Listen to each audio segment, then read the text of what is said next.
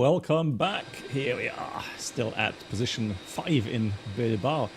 Fuel truck is here and ready for our next leg, number 17 from Ireland, from Bilbao to Lisbon. And Lisbon, Bruno has already told me it's runway 20 in Lisbon. Oh no. MW Racing, hello to you. Good evening. Dexter, hello. And Svenja is running. First class passengers are always just in time. You are correct. You are correct. 100% correct. Cool. Quick overview of the flight plan. So going across... actually, let me quickly have a look where we're flying today. So here we go. So just north west of the thunderstorms there, that's fine. So it's going to be some mainland Burgos, and then we'll cross over to Portugal, then via Inbom.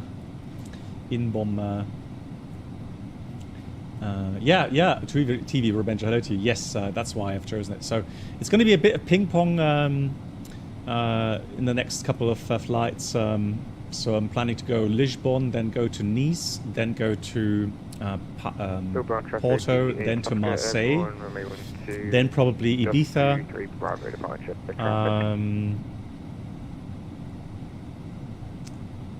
Yeah, but again, just in general, we'll have a look. Right, there's somebody coming in. I recognize the voice. Someone is about to land.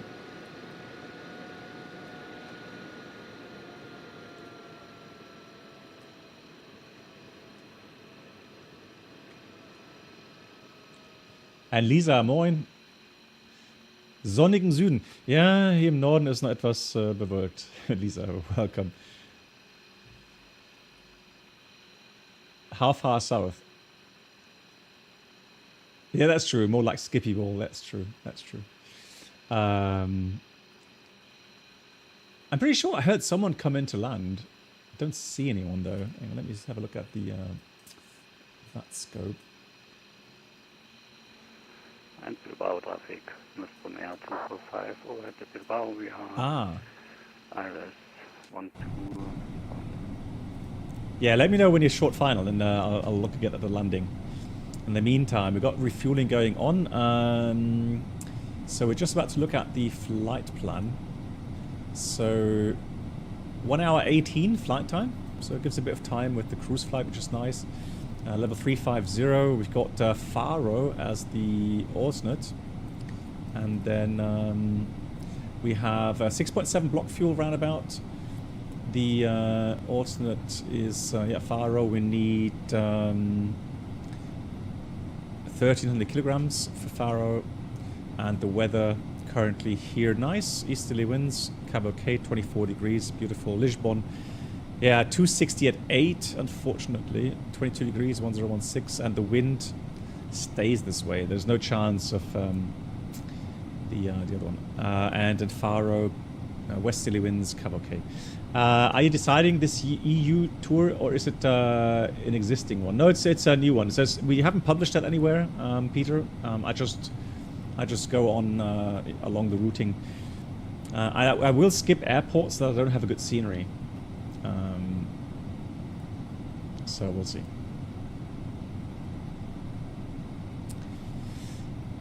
Good. Yeah, so let me get the FMS going. Overhead panel, let's quickly check. That looks good. We'll do a quick realignment real quickly. So just a quick align. That's interesting. It says greater than 7 minutes, even though it's just a quick alignment. Now, ground servicing required. Okay. Let me get ground servicing. So, additional services. Let's go and get lavatory service. Lavatory service has been requested. Perfect. Samantha Fox, hello. Safe flights. Soft landings. That's kind. Thanks so much. Oh, you will get coffee. No worries, no worries. I've got mine just now. Cool. Let's have a look. So we got this second page. Now we are expecting a 0 fuel weight of... I'd like to take the init message here usually. I don't have that yet. So let's go take the briefing package. 66 tons. And we said 6.8. 66, 6.8. And then 1.3 for the alternate fuel, Faro. 1.3 alternate in here. Excellent. Departure runway is going to be 12. And we are taking the departure route Amtos for Delta. Amtos for Delta, insert. Amtos, then the routing to Imbom, and then we've got the arrival ILS 20. The Imbom 3 Bravo approaching via Upcut. And so we'll insert that. I am going to have a look in a minute once we get the map back. Okay, maybe it is a quick alignment. Fine. I'm not sure why that's flashing though. Shouldn't really flash, should it? Strange. Palantine. Yes, just for better accuracy. I think these days, you never know with GPS spoofing, jamming going on. I think it's sometimes a good idea to have that. Right, there we go. We've got laboratory service. Love how he puts the visor down, or she, actually in this case. Yeah, Bruno, I thought so, right? Do I have anything in the iris page? Let me have a look. Position. No, just as align. And for the iris monitor, yeah, align. Yeah, total 4 minutes. Total time, 4 minutes. Safety first. There we go. Finished. Thank you very much for the service. And we need I guess water service as well, right? So let's take connections. Yeah, Bruno, I agree. Additional services. Let's go with water service. Potable water service has been requested. Cool. And then also fueling is finished.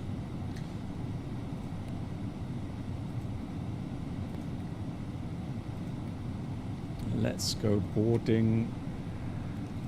Bilbao Traffic, Lisbon Air 245, established ILS 1 to 10 miles flight. Nice.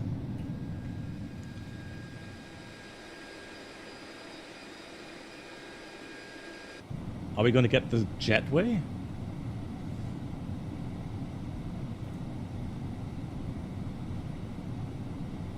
Onward jetway. Cool. Ah, because the water service. Nice. Here's the Eurowings pushing.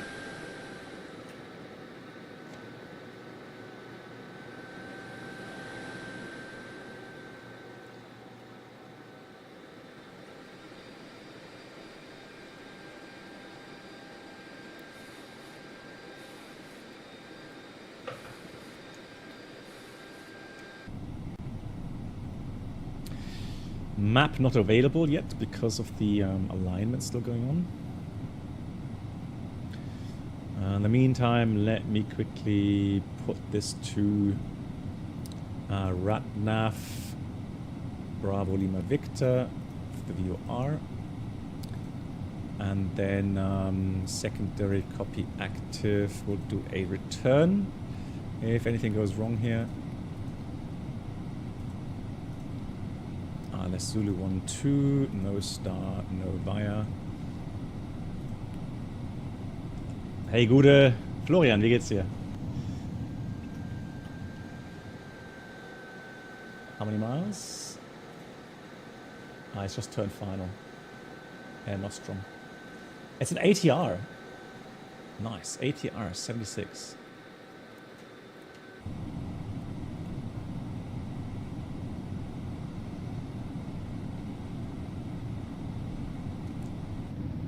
Still servicing. Yeah. Oh, it's a lot of water that apparently that needs to be loaded. How strange. A320neo, guten Abend. Wie geht's? There we go, now finished.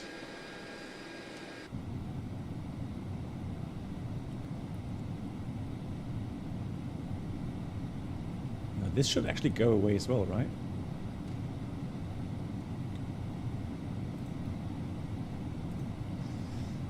Four, 6, 5, 5. Send that off. Bilbao traffic, not Domain 245 is now on the 5 miles final runway 12.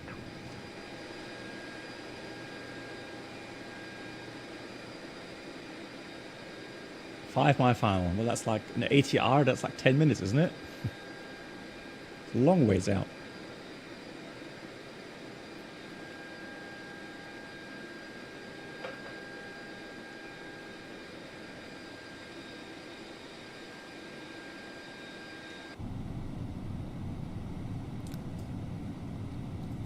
Good, GPS primary. That means I can have a quick look at the arrival routing in Lisbon. Imbom. Yeah. And then the S-curve. And there's always lots of potential for shortcuts, so we've got to be ready for that later. But that looks alright, looks complete. Yeah. Excellent. Cool.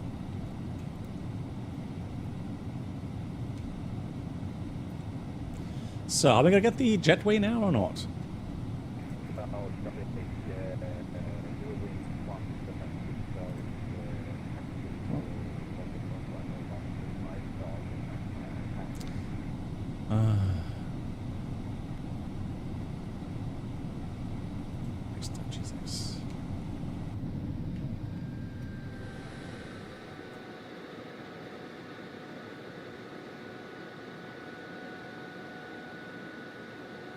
I don't see him yet.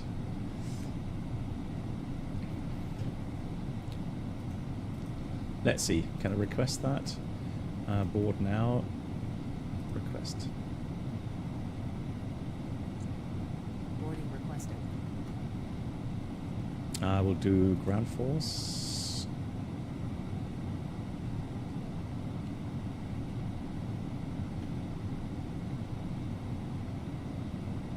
What about the jetway?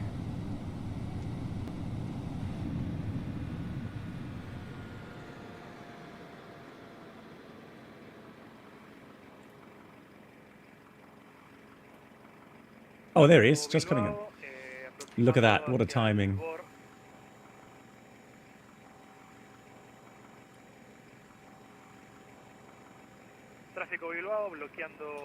ATR, beautiful. Nice landing, GG. Pro pilot at work.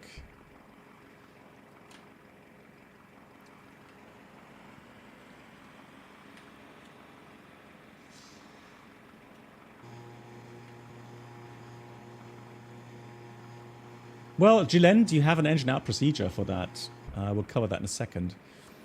Passengers boarding starting. Yeah, but what about what about the jetway? Just saying. These include laptops, handbags, duty-free, and loose items of Oh, the jetway's not close enough. you have safely stowed your cabin You bag kidding me? to your seat. To help us ensure a prompt Like, departure, we would kindly yeah, I can see that it's not close enough. enabling all remaining customers to board. Your seatbelt can now be fastened ready for departure. This is a no Alright, smoking disregard then. zone. Let me just do that. So we are boarding, which is fine. Good. Landy, hello to you. Question. The Neo. I've been flying the CEO for many years, but the FSL is giving me trouble when going from MCP to climb. My flex temp says 54 to 70, but when I reduce to climb, the N1 increases from 70 to 90%. It can happen.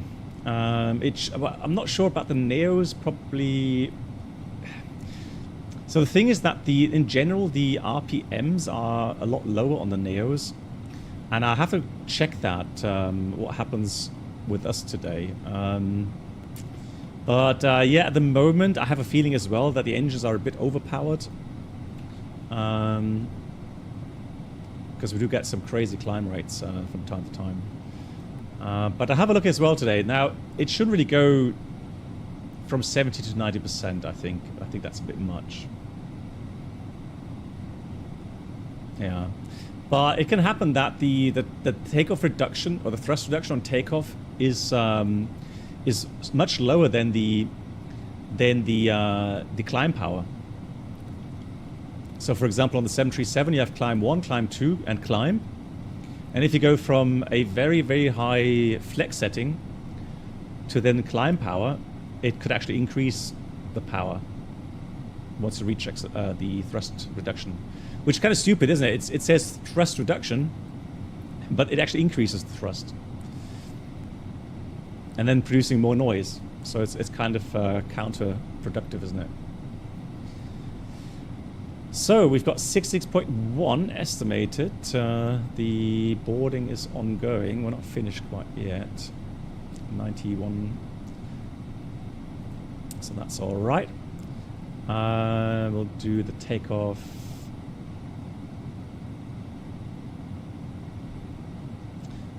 Yeah, Bruno, maybe we're going to have a look here on what happens on departure. We'll take 1-2 full length. Now I'm going to take air conditioning off initially, and we're estimating 72.5. Let's do a first calculation, just so that we get a hunch of what's happening. Right, so here we've got config 2. Now, the question was, the departure route requires a very high climb gradient. So the question is, what do you do when you have an engine failure? So for example, you need 7% up to 3,200 feet. Single engine, very often you can't do that. So that's why you will have a special engine failure procedure, which you would follow in case of engine failure. So here it says 200 feet, turn right, intercept follow radial 111 from Bilbao. At 10 miles, turn left to 019. Max to 10, and then at 2,700 turn left again to Bravo Lima Victor and hold. And I'm not sure what I have as a procedure. Let me just check that. Ladies and gentlemen, welcome on board. Please place your large bags into the overhead locker, wheels first.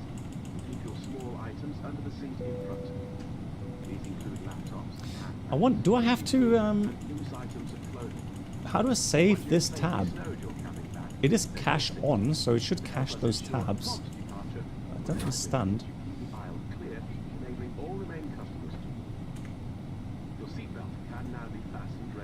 Ah, okay, no, that's why. Ah, now it should be saved. Lol, okay.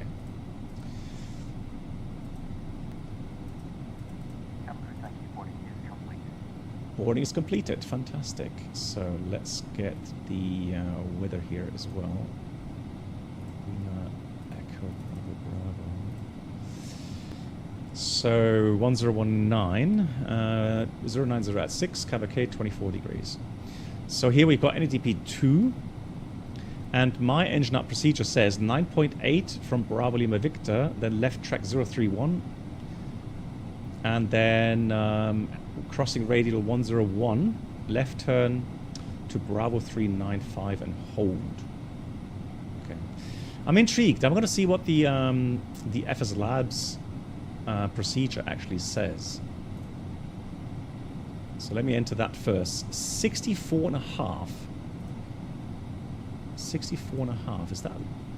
Yeah. Again, look at that. I don't know why it does that. Every time, the actual weights are a lot less compared to what we planned with. It's kind of weird. I know it's random, but it shouldn't really be that big. But I'm going to have to go with that. So 64 and a half with 27.6.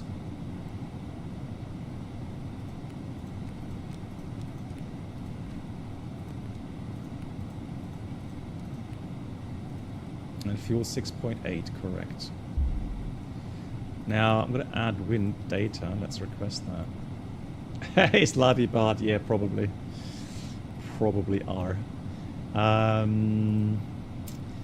So that's already then a lot less takeoff weight. So what do we have here on the load sheet? We've got 71 tons.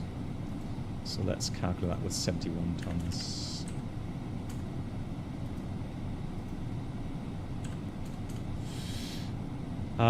So air conditioning off, runway 12, and calculate. So it's this time flap config 2, flex 57, up 0.9. We'll take 142, 146, 148. And then we'll draw in that procedure. So 2 up 0.9.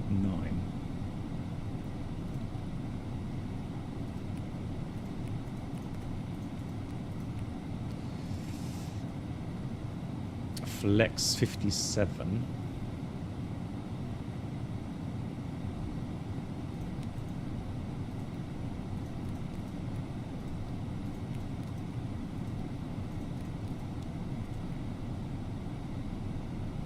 So 268. 268 is correct, and we said the engine out procedure is supposed to be 2,100. Yeah, 2,100. Non-standard acceleration there. NADP. Oh, here comes the wind uplink. Fantastic. Full length. Transition 6,000. So, let's have a quick look then. We want to have a Lima Echo Bravo Bravo 12.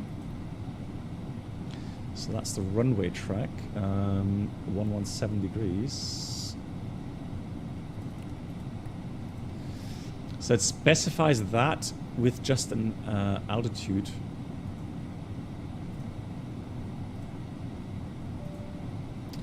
Feet, so pretty much after liftoff. So we followed the radial 119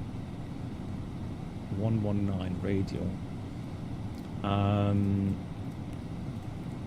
outbound up to 10 miles, radius 10.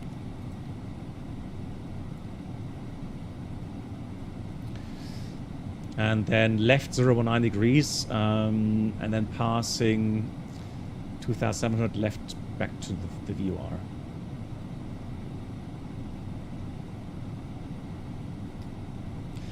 Do I notice any difference? Honestly, I've been getting those lags prior to today, which are gone now, luckily. But honestly, I have not noticed anything different in the flare behavior.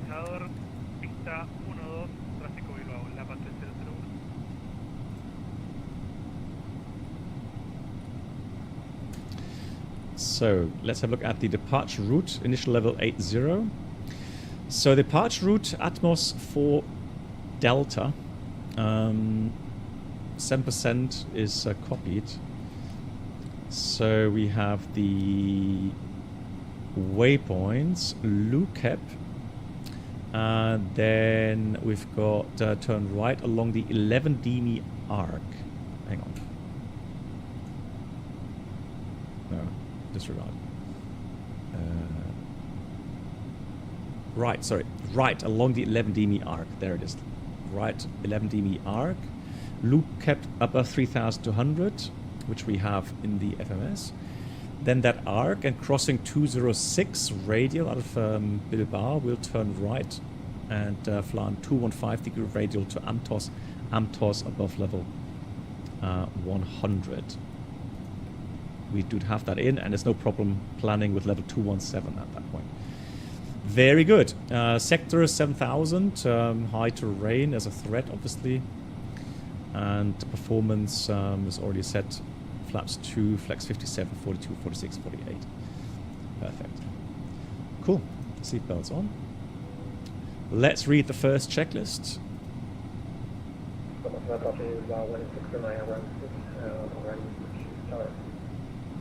Thank you.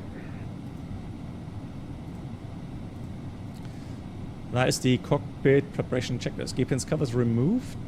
Fuel quantity 6,740 kilograms balanced. Seatbelts on.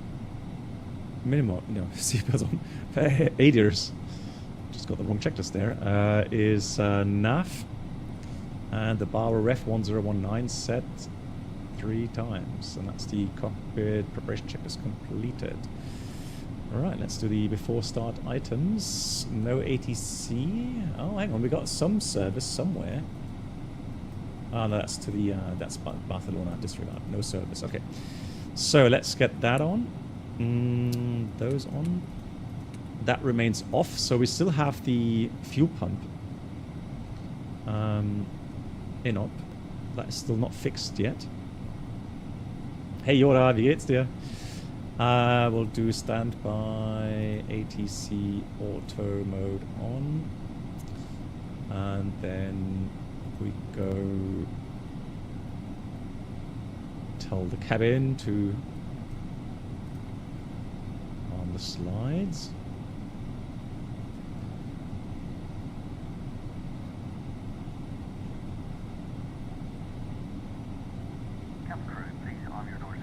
Thank you. Before start checklist, parking brake on. Takeoff speed thrust 142, 146, 148, flex 57. Windows doors closed, closed, closed. The beacon is on, and that's the before start checklist complete. Right, let's see. I can never get that to work for whatever reason. I don't know what I have to do to get that pushback working this way. Oh, it is working. No. Cubing Demon, hello to you.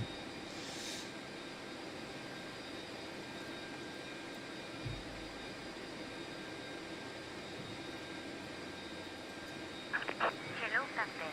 We are ready for pushback.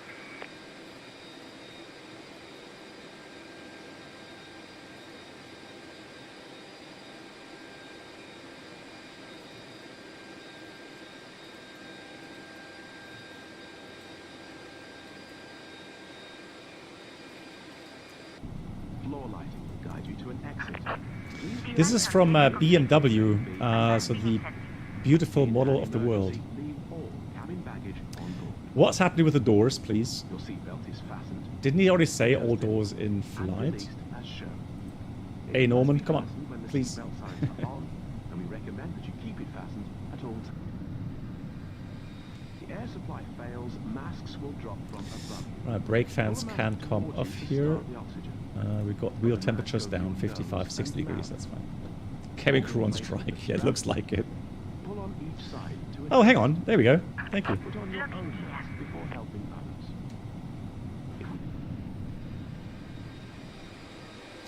Nah, there's a ruling behind us.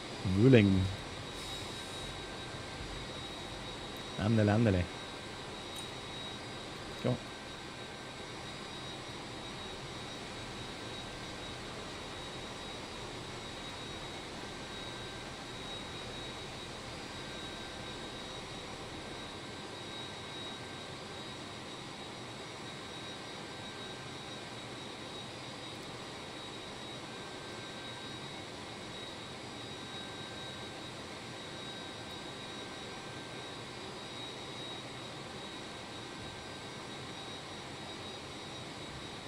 What, seriously, quote Magna? I never heard of that one.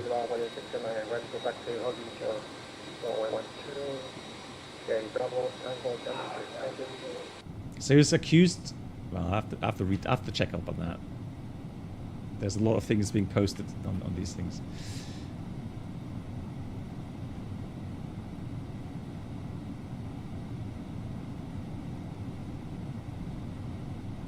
Right, let me quickly have a look at the connections. Oh, there we go. Quick edit. Here we go. Oh. Ah. So there you go.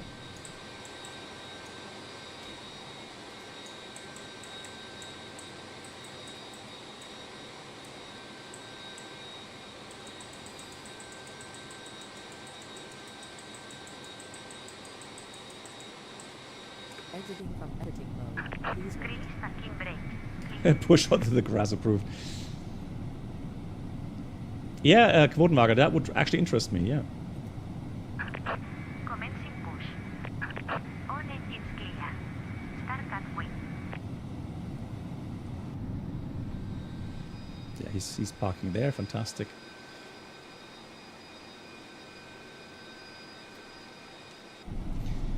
Right, checklist completed. We got the fuel pumps on, except this one, which is in up.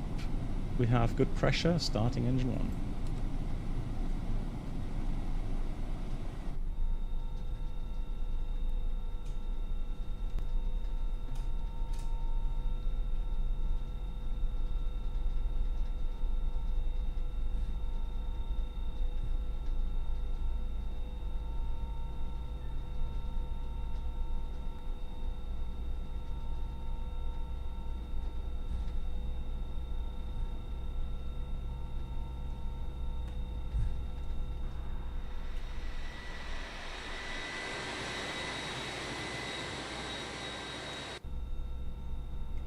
A380? Well, maybe a mismatch, if anything.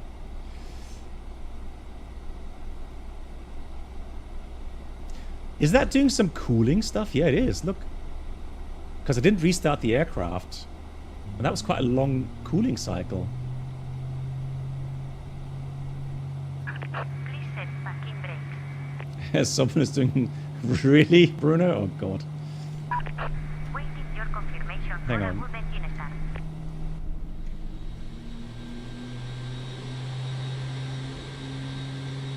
I've got to check. Right, engine is available. Let's start engine 2.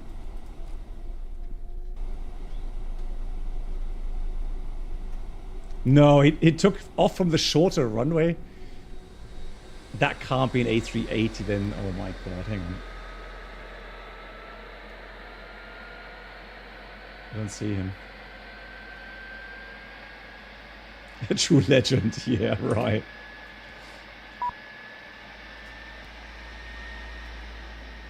Oh, the same guy with the 777. Okay. Right, fuel right tank pump 1 low pressure is noticed. That should not be the case after engine start. We'll see if that goes away.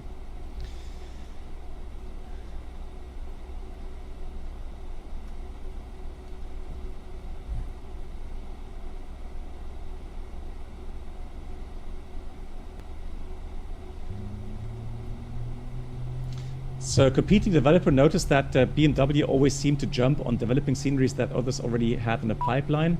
Then he checked his files and found a connection to a pirate site where the developer of BMW had uploaded lots of pirated sceneries. Okay. As this came to light, he got thrown out of contrail immediately and Orbix followed suit shortly afterwards. Okay, interesting. Thanks for letting me know. Then I know what to avoid. We have a good engine start. You can disconnect. Okay, cool. After start flows, flaps 2 this time.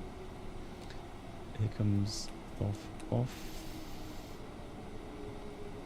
And then we'll go flight controls full up, full down, neutral, full left, full right, neutral, and the rudder, full left, full right, neutral.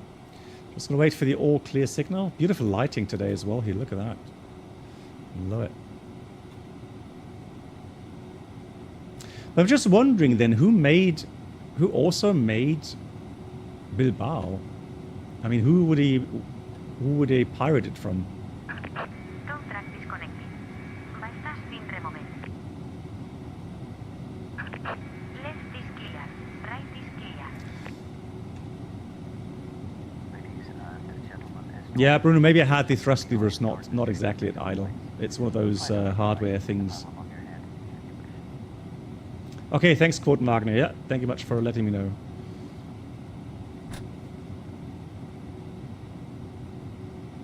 Yeah, it could be. So Florian, on YouTube, someone just mentioned that BMW was accused of pirating software, so they removed the software from the shops. Cool. Let's read the after start checklist. After start, anti-ice off. Ecom status. Now there's a status here. We'll check that. Yeah, that's the right tank pump. Noted. As briefed, we have pitch trim up 0.9, relative neutral, and that's the after start checklist complete. Hello, Norman. Let's cabin secure for takeoff. Thank you. Thank you. Reset cabin. Bilbao traffic, 11017 taxiing active, 12 in Bilbao. Yeah, the scenery itself is nice, and Bilbao is a fantastic airport, really interesting airport Bilbao traffic, Iberia 15 Tango pushing back to fly to. Gate 6 in Bilbao.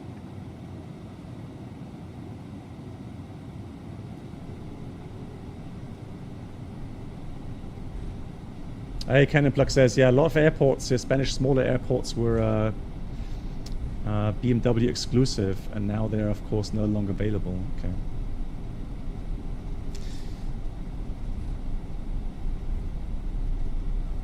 Yeah, it's a shame that we do get these black sheeps from time to time, right? Trying to go the easy way, the easy mode, copy pirate stuff, and all right, brake check. Brakes are working. One thing I noticed immediately when flying in Microsoft 2024, the lighting in general is nicer. So especially, you know, compare that to Microsoft 2020. Now, Microsoft 2020 is still a great platform. I still like it for what it is. It's not perfect by any means, but I like it. But here, for some reason, the lighting and the colors just seem more natural.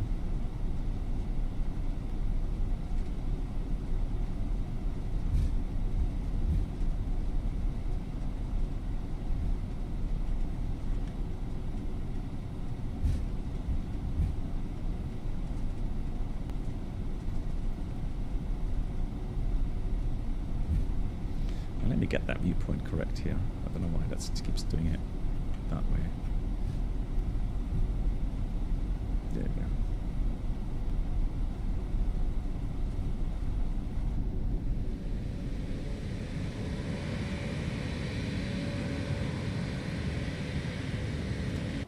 Yeah, Bruno, looking forward to that. So lighting in 24 is much better, and developers can tweak the PBRs as well. And the new Phoenix should have that also then available. Cool, excellent.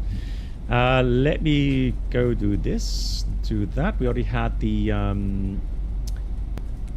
cabin ready, so let's read the taxi checklist. Flight controls checked, flap setting, config 2. Radar PWS is on and auto. Engine mode selector is normal. And eco takeoff no blue, and that's the B4 takeoff checklist. Oh, actually, taxi checklist complete. Next will be lineup checklist. And we are going full length. In case you're wondering, yes, we are quick, but 28 knots ground speed, that's still fine.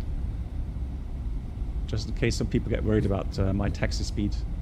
No, I don't, Metzi, I don't use anything right now. So if I go to do this real quickly, there's no filters, so no game filters active either. So no, I'm not using anything. This is pure vanilla Microsoft. Menzi, you remove some polish from the trim wheel. Roger that. Good. We've got radar on. On this side, we have terrain mode on. Let me just quickly put TCAS to TARA, just to make sure there's nobody inbound.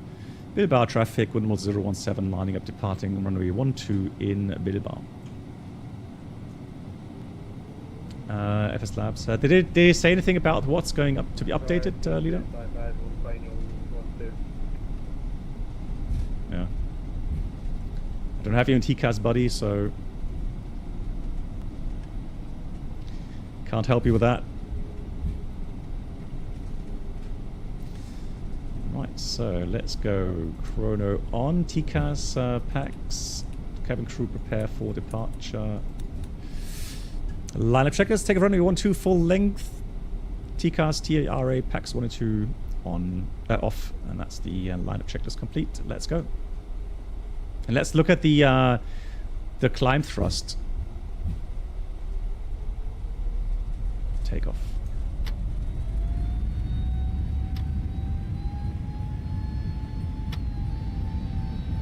This, I don't know my settings here. There we go. Manflex 57, S runway. But that's still not right. There we go. Thrust set. 100 knots was checked. Rotate.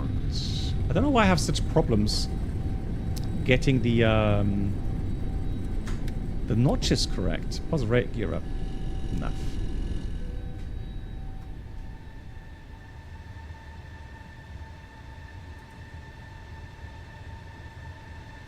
Yeah, you can set the V1 call out in the MCDU and under options. Yeah, it's an option. Really, Travis Blonde, you can see your house? Nice. Okay, let's look at the thrust going to climb power.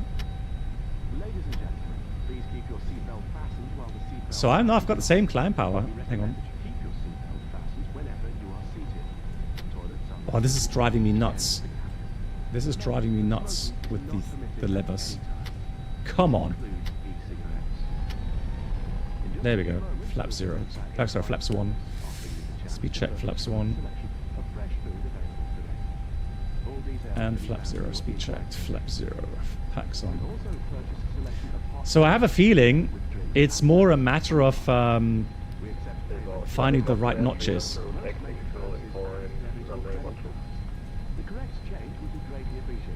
Which I have problems with still. Alright, autopilot on. Oh. Here we go. Beautiful view before we go into the clouds.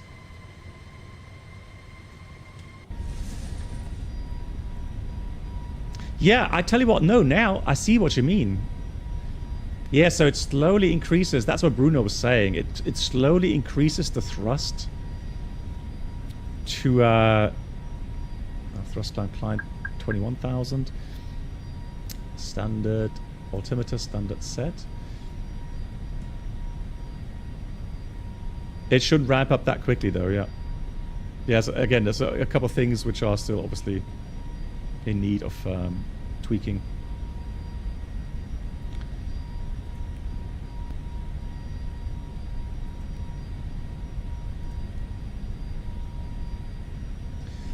Let's get that off, that off. Let's enjoy the wing view here looking back.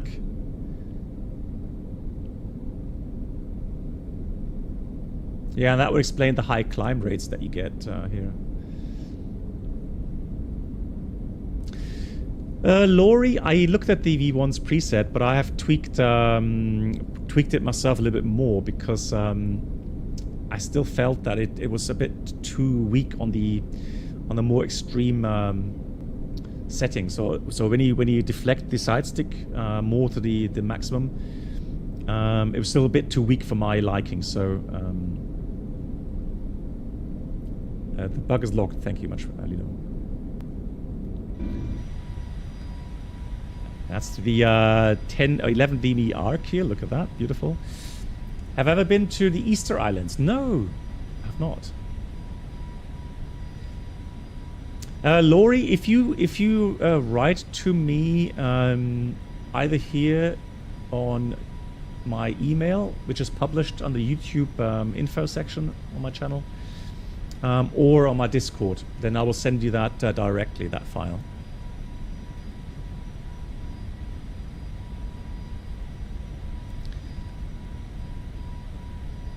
Now, someone's shortcutting here. Hang on.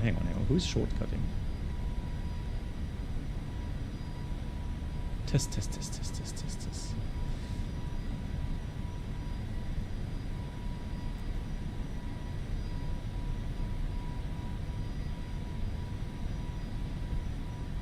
Yeah, Winky, exactly that. Yeah, that's the A380.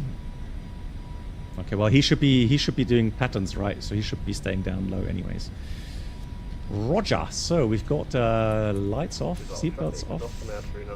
We'll put the RatNav clear, secondary copy active, and fix info clear as well. Fantastic. Everything is set. And then we'll just continue to fly the departure route. What a beautiful evening. I am really happy today. The sim is running absolutely beautiful. It looks spectacular.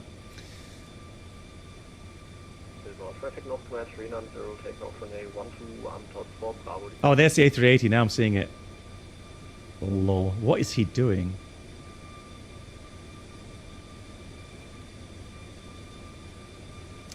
The engine sounds, Metzi, now this is one of the topics. I've given them feedback. So they are saying, because I said, well, some people will say that the engine sounds in the flight deck are too quiet. And then they said to me, well, but that's realistic. And I said, well, sometimes realism isn't really what people are looking for all the time, especially when it comes to sounds. And so I said to them, well, why don't you set another option here so that people can, you know, change inside, outside, or you know, the sound of the engines, right? Well, I mean, Bruno, you can change the sounds itself as well, right? But they said that you know, that's how quiet the engines are in the cockpit, which is true. I mean, in the flight deck, you hardly hear the engines.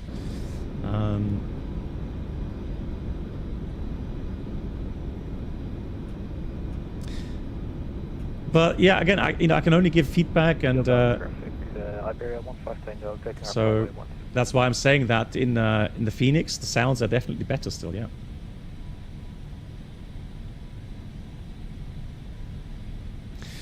Now let me have a look again for the notches. I don't know why.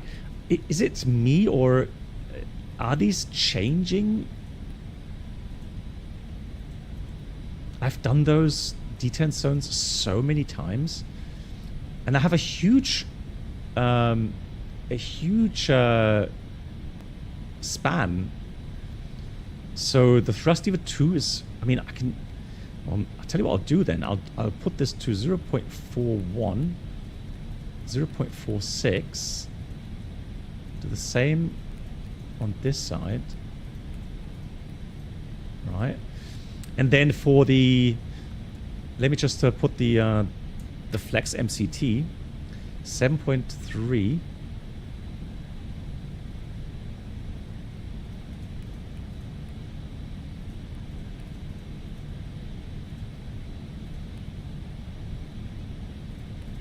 Yeah, again, you know, those notches should have ample buffer. So I don't know what's happening there. Thrust climb.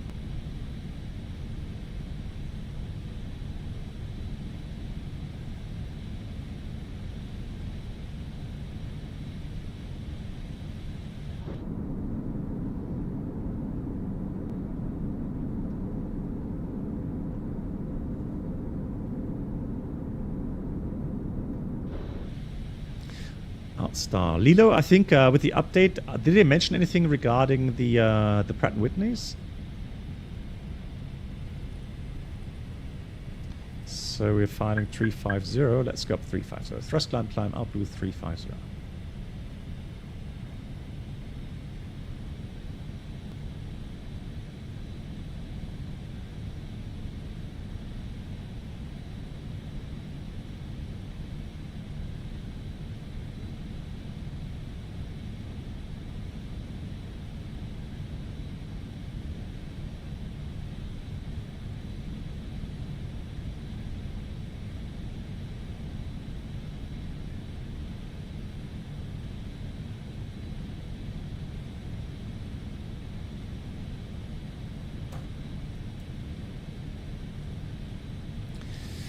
So are we going to pick up these thunderstorm cells? So they are more towards Madrid. So they should be here in this region. But I guess we're a bit far out for that to be visible. And it all depends again how well Microsoft Flight Sim simulates that.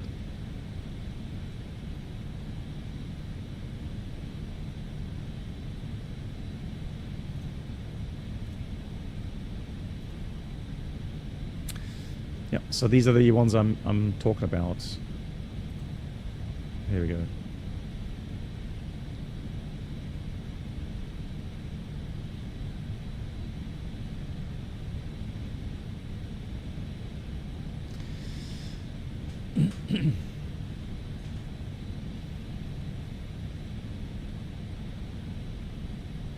It's interesting. So from my experience, when I have people here in the stream, you know, giving me feedback or commenting on certain add-ons, very often it's about visuals or sounds. So I could definitely understand or see that you know, these are topics which are very important to flight simmers. So when I was in Lelystad, there was a podium discussion going on, and Matthias Koch from PMDG, he said something which is interesting. He said that sometimes developers have to maybe leave the path of realism in order to meet the well, the requests and the wishes from the customers. So even if that means going away a little bit from realism, right? And yeah, I think he's correct. I mean, you know, it's just one of those things where if a lot of customers request that, then yeah, I think you should just accept that and not, you know, not remain on your standpoint. But that's unrealistic, and we are here for pure realism, etc., right?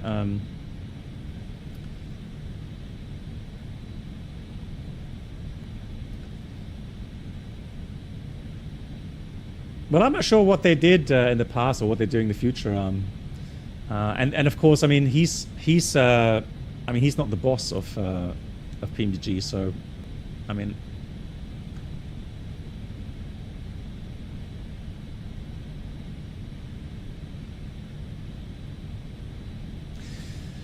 No, so again, I'm just saying that I agree with his comment. I don't care if what he did or if PMDG has you know, gone that path or not. It's just he commented on that. So he said that his, you know, according to his idea, it will be necessary or sometimes necessary to listen to the community and the customers, and just you know, just accept the fact that even if it's not 100% realistic, right? It will make customers happier. Winky, I would agree with that. It would be great for you as a customer to have the sliders to then choose yourself, you know, realistic or not. That would be the best option, right?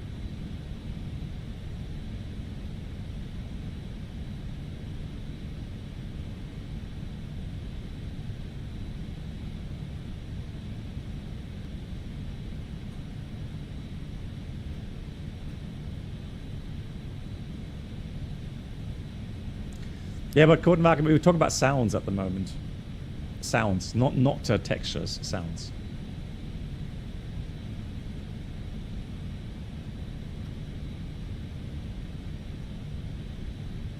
Yeah, okay, yeah, maybe sometimes it is an excuse from developers because they can't be bothered to change anything.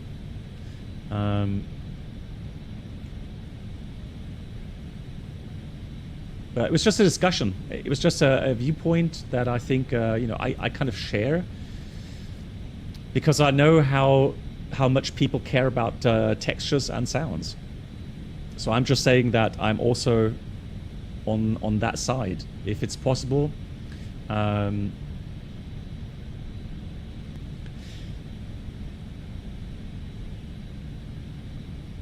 Yeah, I'm not a programmer though. I don't know how much more it takes to change, you know, cockpit textures compared to sounds. In my very basic understanding, I would say sounds is easier than textures, but I'm not a programmer. I don't know.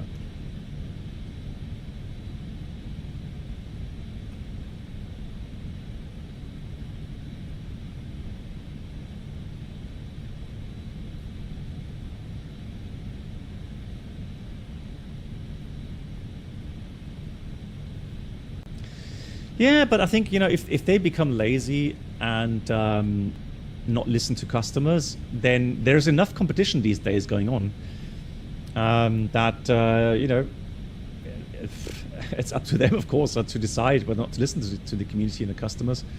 In the end, it means, you know, less revenue. And that's why I always am a big fan of competition. I don't like the fact, for example, that PMG will be the only ones publishing a 747-400. At least in Microsoft 2020 and 2024. Yeah, that's what I'm saying, Bruno, yeah. But for the A320 series, obviously, right? We have two good add-ons now that are in direct competition. Even though they say they're not in competition, but for the customers they are. Because customers often will not buy both. They will buy one or the other. And then they will make those choices often with regards to visuals and sounds. Not so much system depth. At least that's my perception. System depth is, you know, there are people that care about that, but I'm talking about the overall general average customer. And I think they look at textures and sounds for immersion. And they care less about system depth.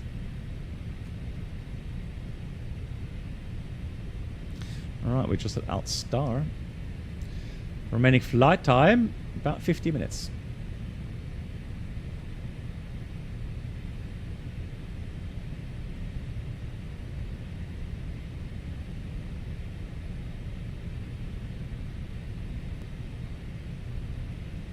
Yeah, Quotenwagner, I'm on that side as well. For me, as I am, you know, a real world pilot, I would love to have add-ons 100% true to life. Of course, right? Hey, Samantha. Of course. But I am also aware that for $50 or $60 or $70, or sometimes $100, there are limitations to what's possible, you know, regarding PC flight sims, right?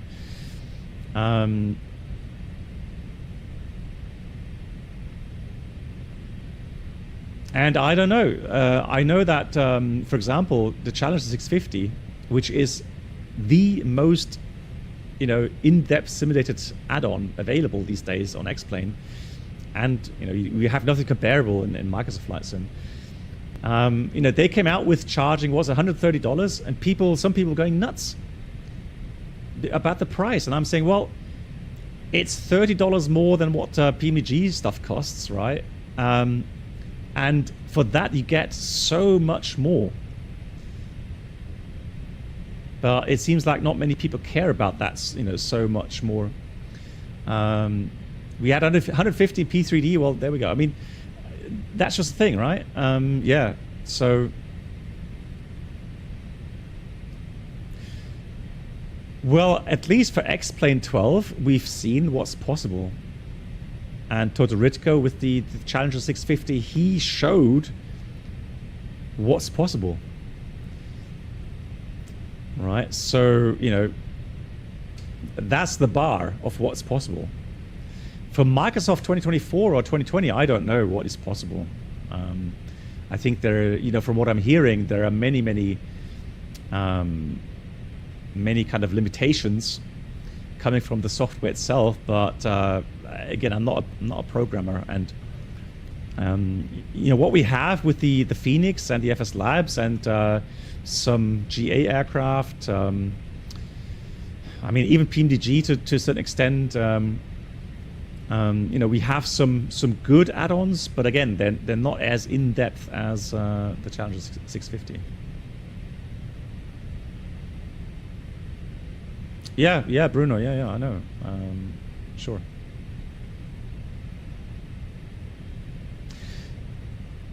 Yeah, Winky, the thing is with the flat factor 777, I am eagerly watching that development.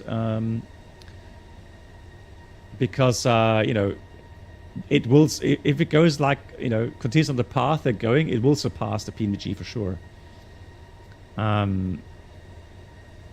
Yeah, that's the problem, right? VNAV is still a big issue there. So we're going to have to wait and see how that goes.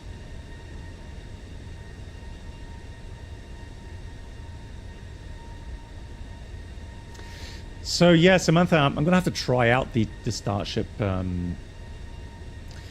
myself. I don't trust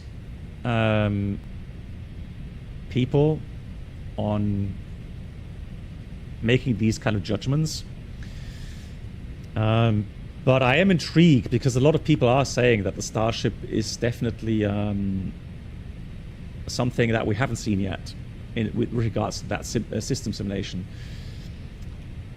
But I don't know. It's again, you know, the question, is it just visual simulation or is it actually real in-depth system simulation behind the scenes where, you know, you could have interactions between, you know, hydraulic pumps kicking in, affecting the electrical system, etc. So not just visual simulation, but the actual simulation of the whole systems behind the curtain. So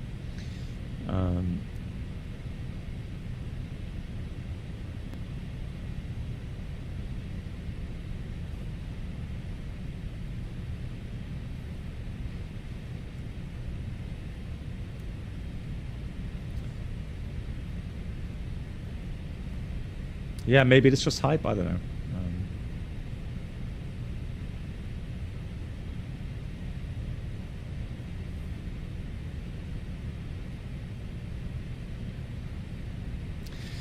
Interesting, there's an aircraft climbing to the right of us somewhere. I have not seen that traffic yet.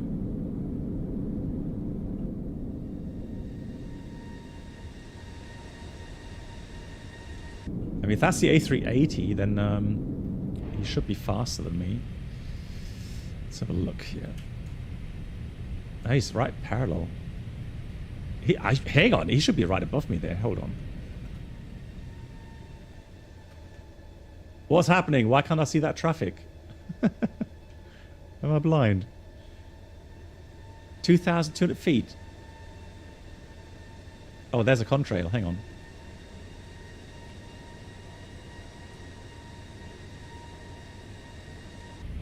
Hang on.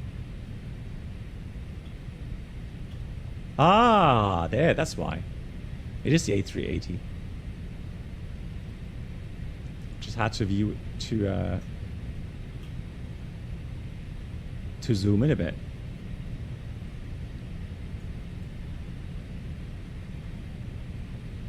Yeah, that's definitely A380, 100%.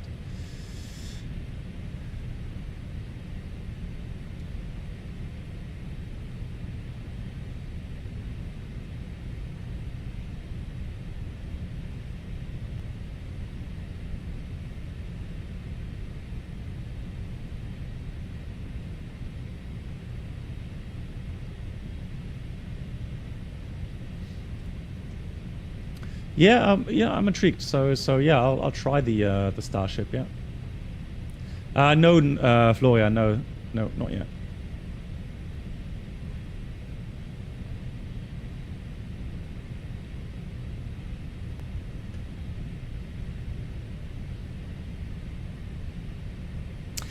Sladi, it will be some really minute things. So, for example, you know, if you have a load reduction somewhere in the generators, it'll trickle down into different IEG temperatures. Or if you have different fuel temperatures, fuel cooling down, it could also affect you know, IEG temperatures dropping or low things. There's many things that you know, that have cross interactions. And often, very often, if it's scripted, you will see systems behave exactly the same. So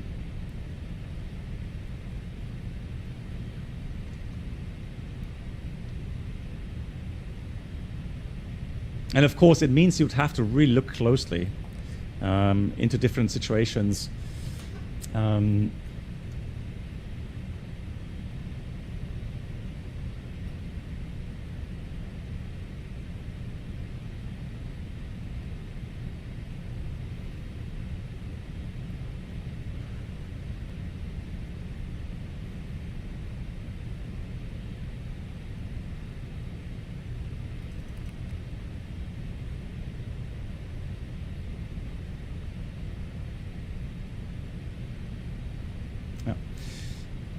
So, another thing I'm a bit disappointed with at the moment. I mean, we've done how many flights? Yeah, it's flight number 17 now. And now for the last like 3 or 4 flights, I've had the failure rate service on high. But honestly, I've not really run into any failures yet, which is kind of disappointing.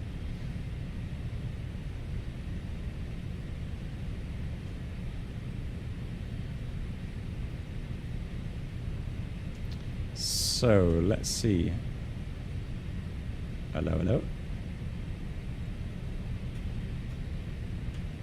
Where's that traffic? Right next to me. I have a feeling I'm being not trolled, but followed. Ghosted. That's the word, ghosted. Where am I? Where's the traffic? Is that again because I haven't zoomed in far enough? So he's left wing. It's like 7 miles. I should be able to see him.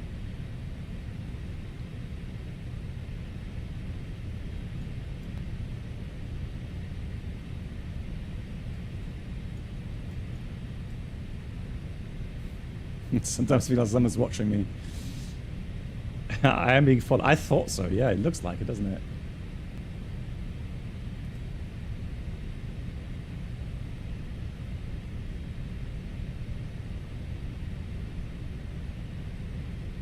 Qatari. And he's going to Lisbon as well. Yeah. Oh no, that's Bilbao. Yeah, so I don't know what kind of flight plan he filed, but that's not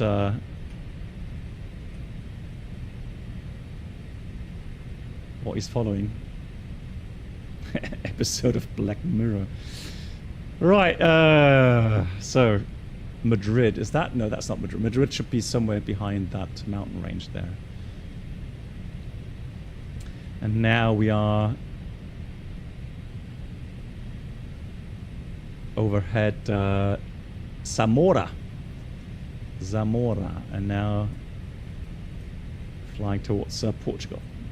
Beautiful. Flight plan following windmills 017, yeah.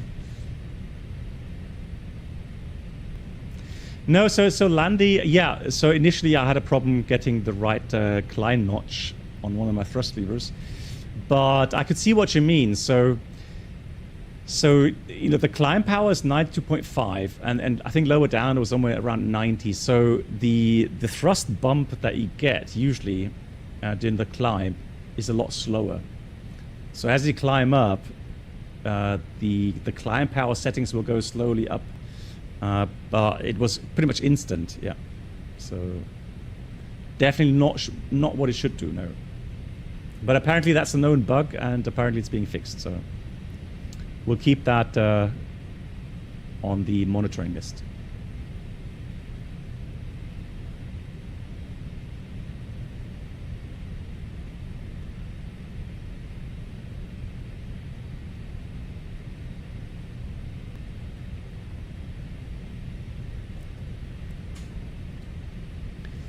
Yeah, I think so as well, Kortenwagner. Yeah, I think he didn't file a flat plan, but he filed like well, no, if he's just going normally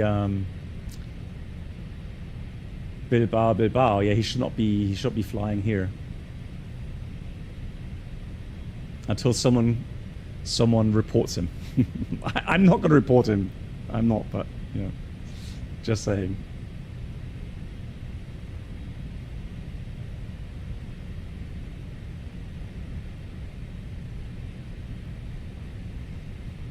Getting darker and darker.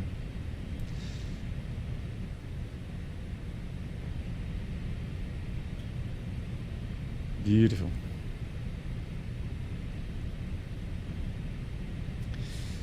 Now, somebody yesterday I picked something up on Instagram. Interesting flight. There was a Lufthansa A340 that flew back from Boston to Frankfurt. And they had to do an unpressurized flight. So apparently there was a damage caused in Boston on the fuselage somewhere, and so they had to fly unpressurized because they couldn't repair it in Boston. And they flew in 10,000 feet. I think initially it was 9,000. They flew 10,000 feet all the way. Quite interesting. And I'm kind of wondering, because I've never done that. I'm wondering. So obviously unpressurized means you have to have, outflow valve open. And I think the A340 probably has two outflow valves, right? So the pack system is probably either one or two packs are working. However, since they can't build pressure, I'm just wondering what the temperature would be like in the flight deck on such a flight. If they actually can get it up to 20 degrees or something.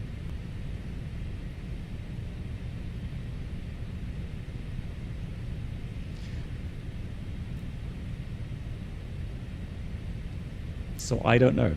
And it took them, I think, 11 hours almost to fly back. Normally Boston, Frankfurt is like, isn't it like 6.5, maybe? A blanket on, yeah, right? That's a question, I don't know. It's one of those things. It was a long flight, almost 11 hours, yeah. And then you have to understand that the cabin altitude is obviously 10,000 feet. So not comfortable 6,000 or what we have here at 7,000 feet. No, 10,000. So your oxygen saturation in the blood is a bit less as well. And it's something you have to consider as well, like fatigue, right? I don't know, Giftzwerg. Another good question, right? They could counteract that by carrying extra oxygen bottles to breathe in. Now, if you're flying 10,000 feet, there's no time limit. Because, I mean, if you stay, let's say you stay in Bogota airport, or Bogota town, that's 8,500 feet, right? And you can stay there indefinitely.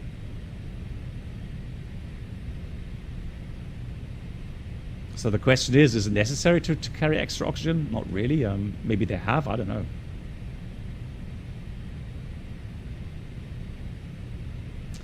Hey, kind of, as that's supposed, yeah. But if not on tour and you're going to do a flight, would you go with the Phoenix or FSLabs? At the moment, the FSLabs, however, that is just because I don't like the flare of the Phoenix at the moment. I just don't find it as enjoyable. But that's the only thing really why I wouldn't really choose the Phoenix as long as I have the FSLabs. But once the update comes out, I'll check the flight model, the new one, and see how that works. Yeah. I'm using an external setting here through the Mosa profile. So let me have a look here. There we go. So there's just a lot of things. So I'm not using anything through Microsoft itself. This is all set through external, and it's just crazy how much stuff you can set here. So dampening, spring loading, and now even with with a compensation of effective range. Yeah, so it's, again, it's just so much stuff that you can set and manipulate.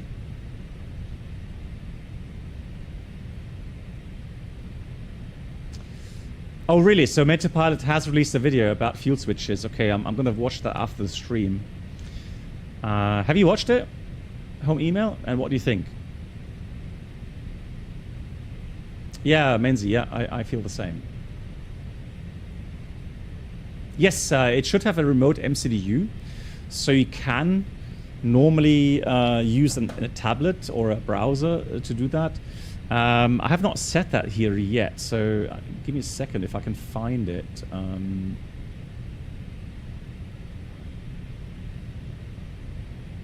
But I would have to set that up. But yes, there is something you can do with the external MCDU. Yeah. Yeah, the sky does look crazy good, right? The only thing is though, now that we're getting into the night sky or night lighting again on the ground. So at the moment it's okay, but yeah, we've seen it. It's going to get a little bit worse as it gets darker. And Captain Chaos, yeah, I hope you're doing well.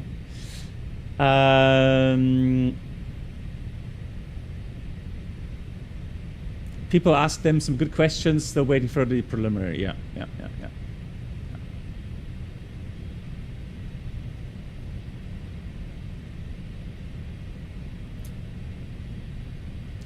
Yeah, it's one of those things. So one thing I don't approve of is obviously he's also trying to capture money from sensationalism.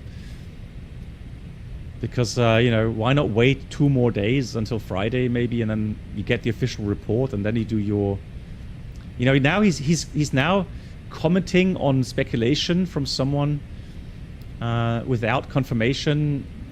I'm not a fan of that. I just don't like it.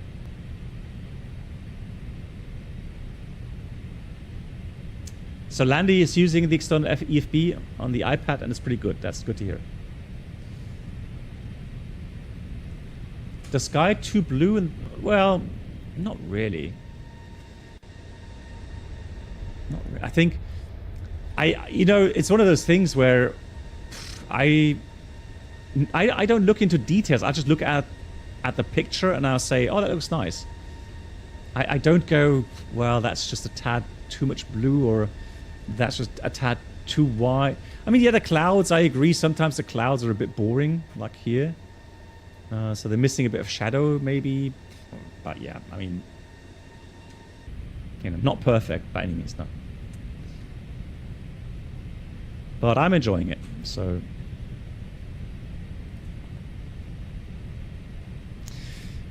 Cool. Okay, guys, so look at the arrival routing. So if you fly the full routing, that's 230. Now let me just shortcut a little bit. So let me go from, let's have a look at what makes sense. Let me go from,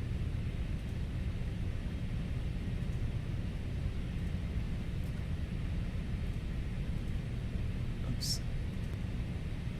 Let me go from Imbom, then let's go from Papa Tango 824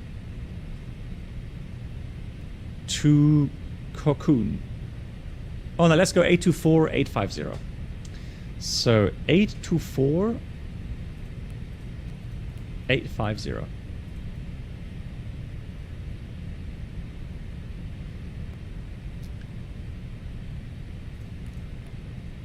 Let's insert that and look at that. How many miles? That's like 75 miles difference.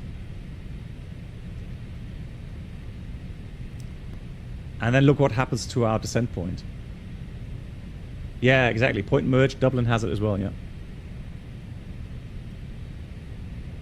Yoda, yeah, right. But hey, I mean, there's options. Lots of shortcuts.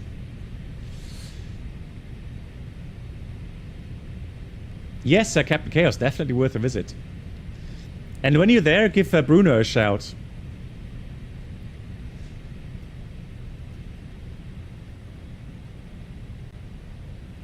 Beautiful coastline there.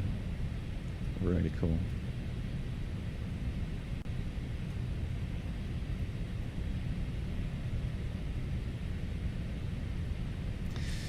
And that means, let me quickly go and fetch the current weather. There's no control, so we have to go and get the METAR. Lisbon, we have 240 at 8.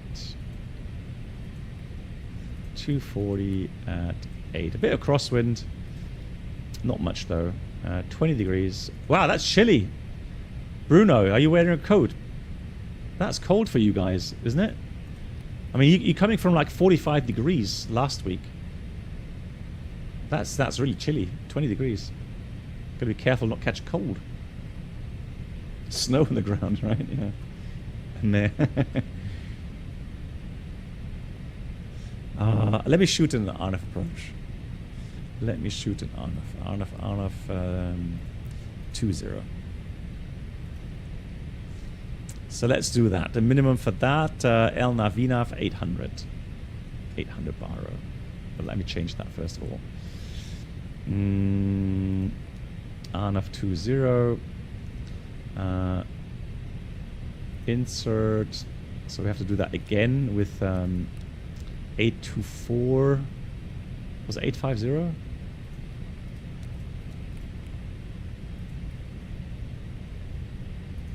Yeah.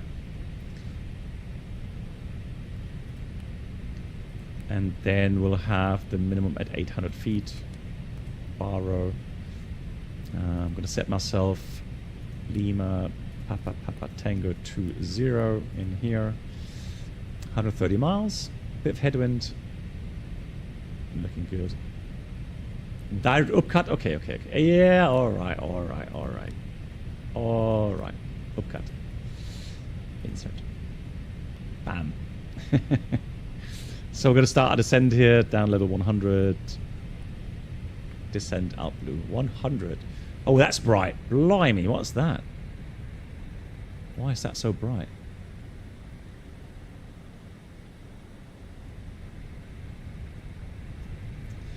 Obrigado.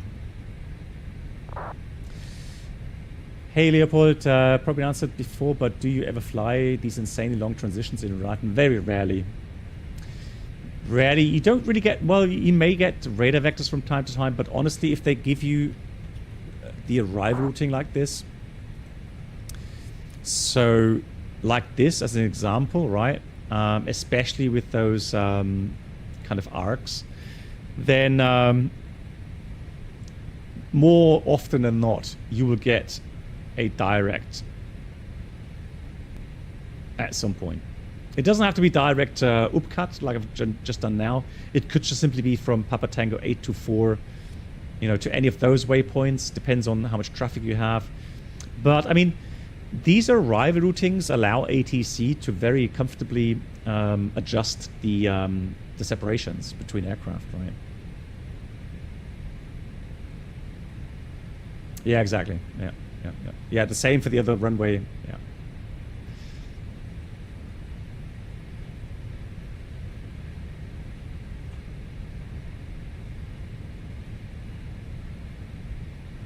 You won't get a direct to fix in the arc, only before it or to the final approach fix. Okay, roger that. Good. Then let me quickly calculate the landing performance. Let's do landing performance. Runway 20. That's all correct. Air conditioning on, anti-ice off. I'm going to try like a config 3 today, because we've done a config full. Now let me see how that works with config 3. 68.3 looks about right. And then dry runway, let's calculate that. So we've got Hotel 1, Hotel 3, Hotel 4, and we could easily take a break low this time. So let's have a look here for Lima Papa Tango.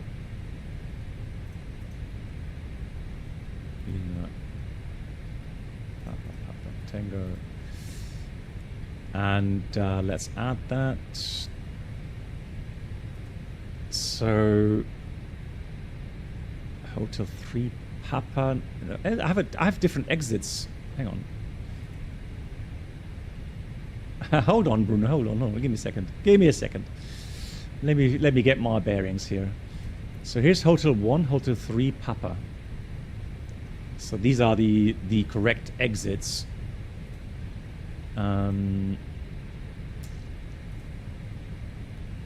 So Papa, but even, you know what, even Hotel 3 should be okay, 2,000 meters.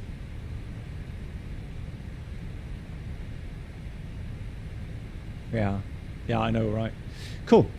So we have below 3,000 feet connection case 220 shall be exceeded. Due to terrain, landing gear early configuration may be necessary to reduce nuisance GPWS warnings. Increased risk of wind shear. Approach may be very turbulent when moderate westerly winds prevail. And then minimum runway occupancy time. Procedures, plan to vacate. Well, that's for the 02 approach. But runway 20.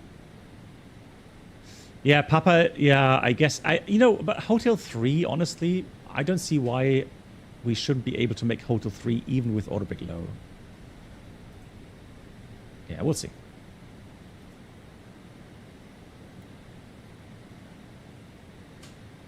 Hotel 1, hang on. MROT runway 20 is Hotel 1.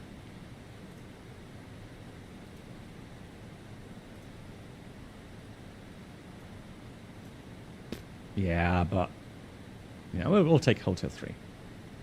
I mean, you never know. If I don't flare for too long, if we don't flare for too long, we'll take Hotel 1, otherwise Hotel 3. How about that? But I don't see a reason to take autopic medium, especially when I'm doing a flap 3 config for the landing.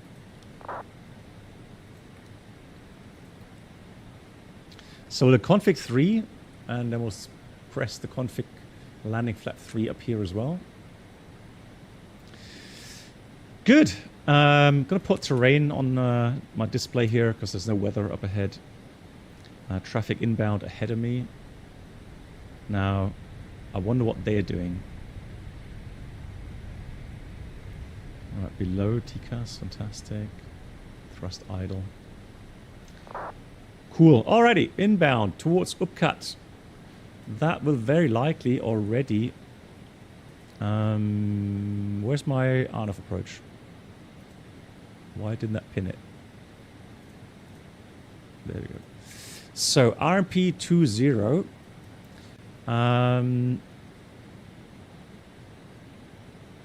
Authorized until 0 degrees Celsius.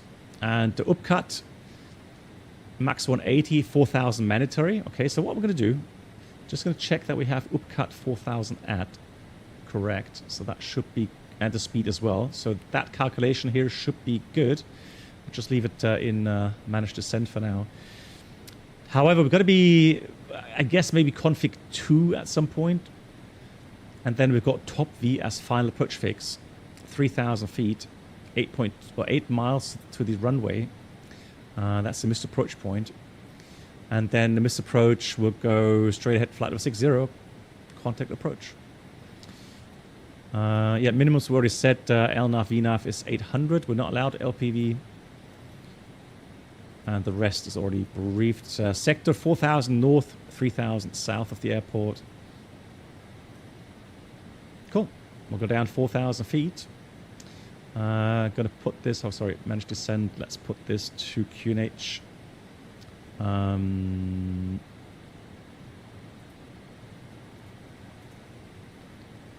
QNH 1017. And then we'll read the approach checklist. Approach bar roll ref 1017 set passing 22.3 seatbelts. Oh yeah, seatbelts. Seatbelts on. Minimum bar row 800 feet. Auto brake low Engine mode selector is normal. And that's the approach check is complete. Now, how many miles ahead of me is that traffic? Please help us by handing in any rubbish, newspapers, or magazines that you do not want to take with you. The 10 toilets miles. are no longer in service. Oh, where are we parking? We're parking main terminal, obviously. Obviously. We're parking... we are parking stand 116 today. So taxi in Golf Alpha 116. Is that okay, Bruno? Do you approve?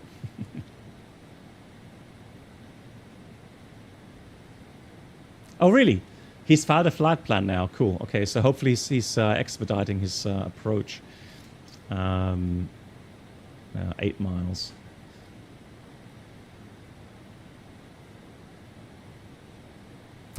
No, I don't.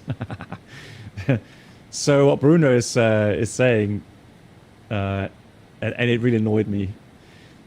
So very often overnight, we were parked here. So that's like maintenance hangar there, and military apron. We usually parked here. So, yeah, that was really annoying, especially when he had departing 02. It's just really weird taxi routing. No, I don't miss that at all. Approved as requested. Obrigado. Cool. Special threats. Yeah, like we said, bit wind shear maybe. Could be challenging. Slopey runway. Otherwise should be good.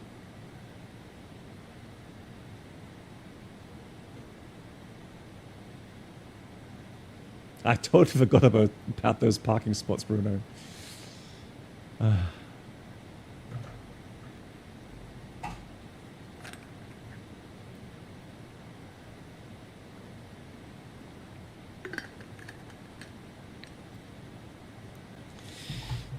Yeah, now the question is, what's the A380 doing? Is he also shortcutting to Upcut? Or is he actually going to fly the arrival?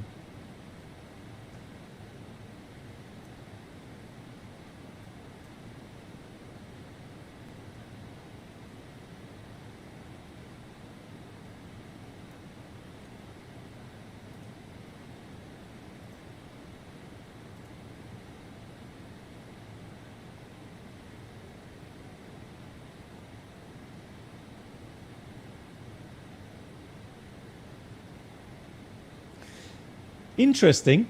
It shows Lisbon arrivals, and it has windmill 289 there, but it doesn't have windmill 017 there. Why not?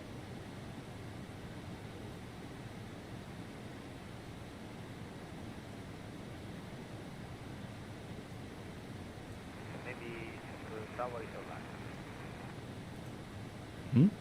Hang on, I didn't hear that.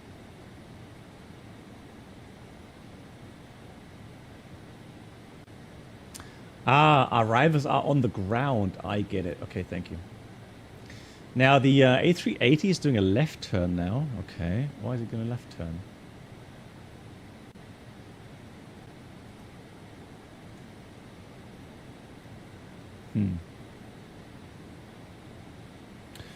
Oh, tower just came online. Muchas gracias. Okay, fantastic. So now we get the ATIS. Let me just check the ATIS real quickly. Appreciate that.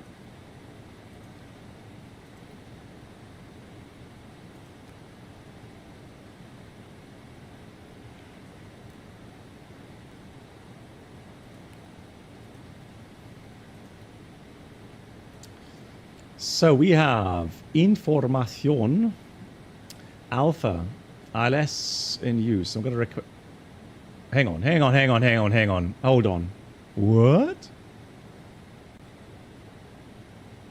Yeah, Julien, I just heard that. Oh no.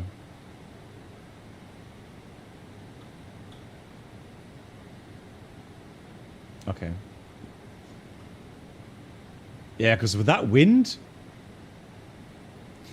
Shall we contact tower real quickly? Yeah, let's do that. 18105. Just to verify that. Clear to Palm S5 by our VAT 1 Sierra departure, squawk 0553. Yeah, 1 Sierra, that's to the south, isn't it? Clear to Palma via the Orvet 1 Sierra departure, squawk 0553 and QNH 1017 Air Portugal 456. Yep. Portugal 454, correction 456, is that correct? Okay, so just quickly have a look at the... 736, squawk mode Charlie. So we have 240 at 8. We have... Squawking JRAR. Yeah, check your transponder if it is 20 on degrees. the TARA setting, and then check your VPilot flying if the mode Charlie box is on. And we have 1017.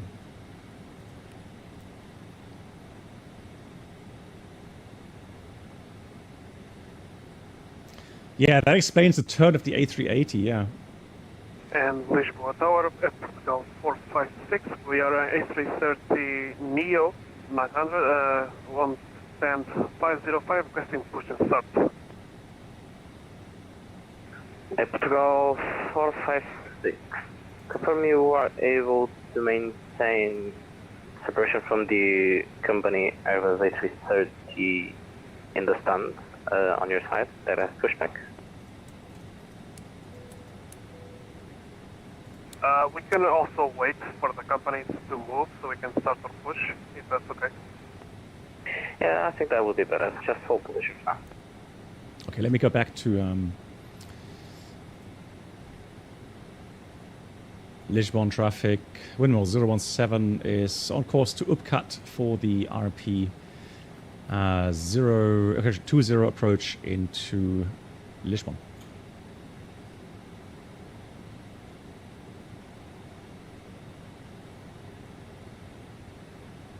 And Windmill 017 is currently 25 miles distance to Lisbon Airport.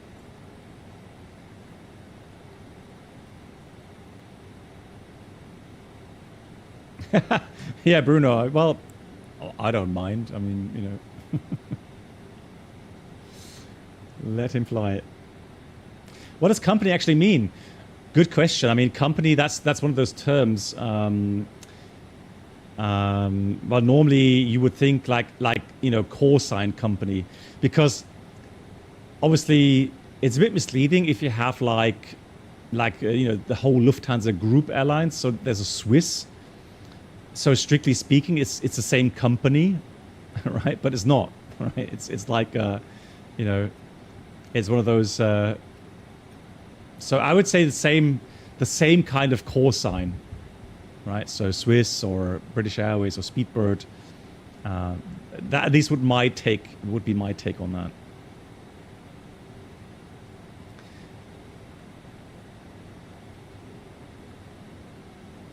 Yeah, Ryanair, Buzz, yeah, lots of stuff, right? Yeah, exactly. Cool. Let's slowly start speed reduction. Just going to check the RMP is still good. So we need later on 0.3, and we have 0.09 currently on both sides. 22 miles. And with the tower, we've got to request the latest QNH again. Just confirm that it is 1017. I'm going to check the ATIS one more time. Yeah, now it's got 20 in use. Information Bravo, runway 20 in use. 270 at 7. So 270 at 7. And transition 4.5 is fine. And temperature 19 degrees. And QNH is 1017 still. Okay, cool. Perfect. Yeah, well, the A380 is behind us now, which is nice. 1,000 feet to go. And here comes the activation of that approach phase. So the automatic approach phase activation, and then the aircraft will slow down to green dot, and we can slowly get to 280 knots. There it is, automatic, green dot, and we have the VDEF bar now showing as well.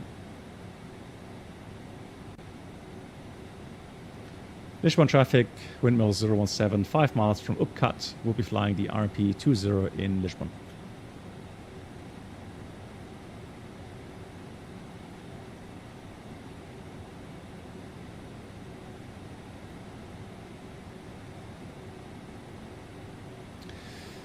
Flaps on, speed check. Flaps on.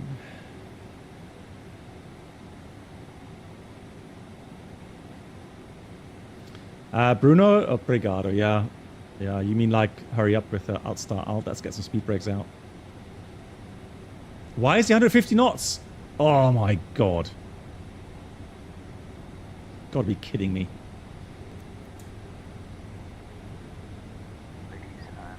You've got to be kidding me. Speed brakes in, flaps 2, speed check, flaps 2. Right, I'm going to press the approach button now. So we have final approach.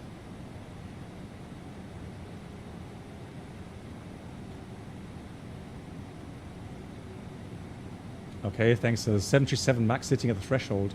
I mean, the tower should tell him off, right?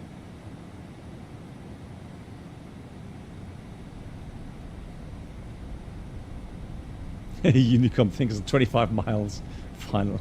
Yeah, I know, right? Oh, anyways, here's the runway. Already going to switch to tower here.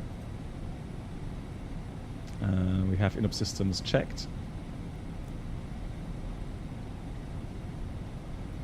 Portugal 456, pushback and stop approved, facing south. Pushback approved, facing south at Portugal 456. 736, it is now 60 set for Mr. Approach. Oh, now it's wide.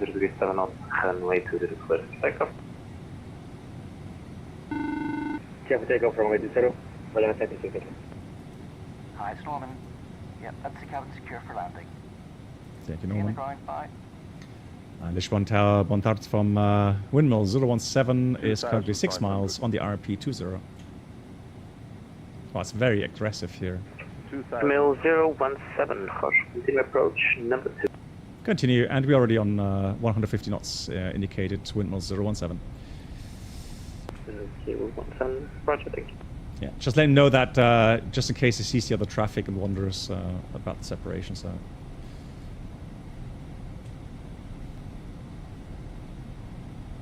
Now I wonder what the A380 is going to do, if it's going to call in.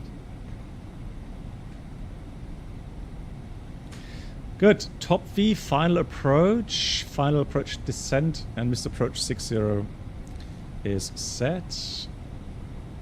Let's do sterile. The threshold is at 350 feet. And we're already slow, so.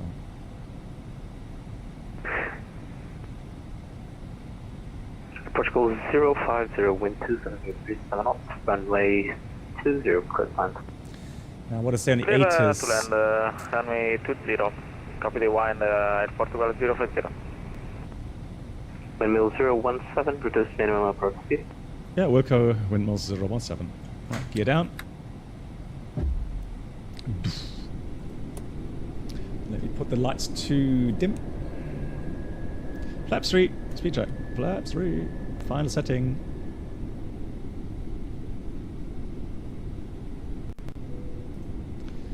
Landing checklist. EKM landing, no blue, cabin is ready. Wow, one thing I'm wondering is it's really aggressive pitching up and down. I've noticed that before. So let me just put manual thrust in here. Plan for 8 Alpha Victor, Bravo, and await information Bravo current QNH 1017, take for clip support sound best file, all board 1 Sierra departure squawk 1153.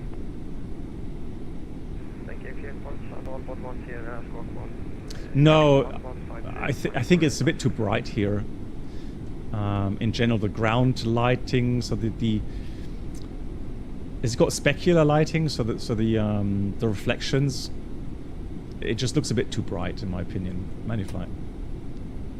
This thing's making me seasick, going up and down like that. Qatar 3256 is on final. Qatar 3256, Roger. Yeah, there we go. That's the A380 just calling in. Qatar 3256.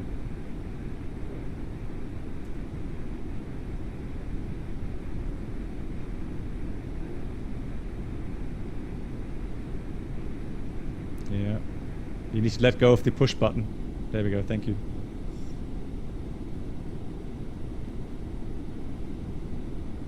Terrain. Windmill 017, expect late on current. Windmill 017, copy. 100 above. Yeah, so that was a nuisance. 050, expedite vacating. Yes, please, expedite vacating. I don't want to go around. 400. Portugal 456, ready for taxi. 9 knots crosswind. 300. Windmill 017, I don't think this is gonna work. Go around. 200. Go around, windmill 017. Go around, flaps. Portugal 050. Flaps free, go around soft. Positive rate, gear up. Tango. And we have SRS nav. Golf Alpha stand 115. Gear up. Tango Alpha, stand, say again, please. Stand 115, Portugal 05. Autopilot 1. Stand 115, via Tango and Alpha at Portugal 050. Wow, that's bright. Look at these lights there on the... Portugal 456, taxi via Juliet, Quebec. Thrust climb. Uniform, old short wind point.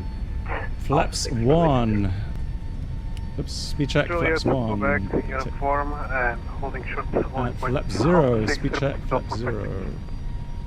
Portugal 050, give away to the company, Airbus A330 Neo, crossing from your Nate, right right, side. yeah.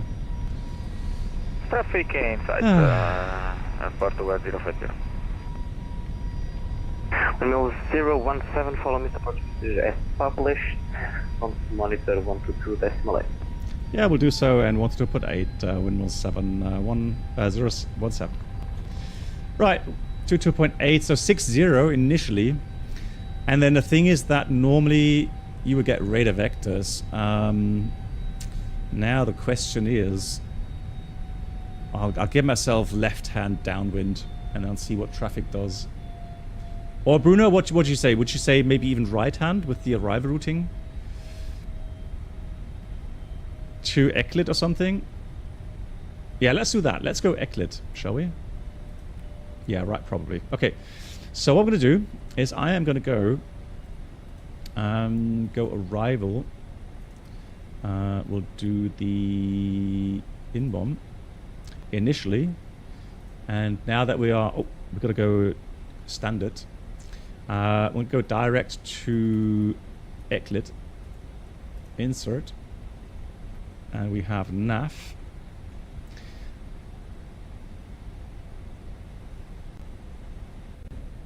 Yeah, oh, look at that, beautiful. But again, for my liking, those lights are a bit too bright on the ground there. So definitely some work that needs to be done here.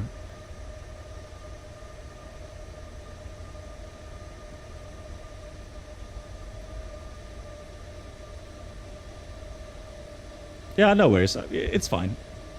Regarding the go around, I'm happy with that. And for you guys, it's obviously a bit more spectacular, right? So if you go on the Neo, if you go to Toga, and then I don't know how many seconds it is, 5 seconds or 3 seconds, go back to the flex MCT notch, the aircraft will go into the soft go around mode, which means it'll adjust the thrust so that you get around 2,000 feet per minute climb rate. And that makes it a lot less stressful for everyone. It's still SU2. I never run betas, so it is SU2.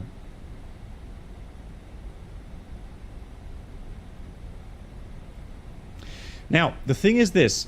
So now that we've done a go around, what we have to do is recheck the arrival and the approach.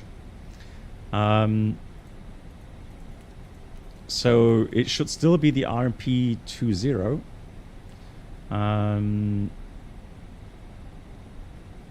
Although it seems to be missing because I did enter the... no, it's still RNF 20. That's fine. So that's all good. That means the minimum I have to reset again as well. Oh, hold on. Cruise go... Oh, hang on. This is one of the problems I think we are running into. So let me just activate the approach phase. Makes it much, much easier.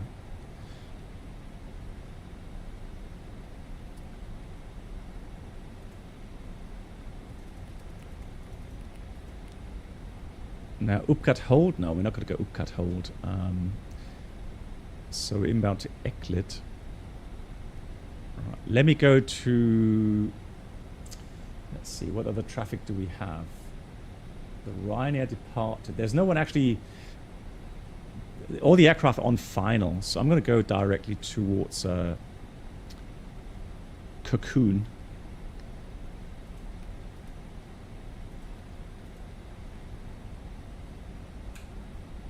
Yeah, and then we'll just join the final.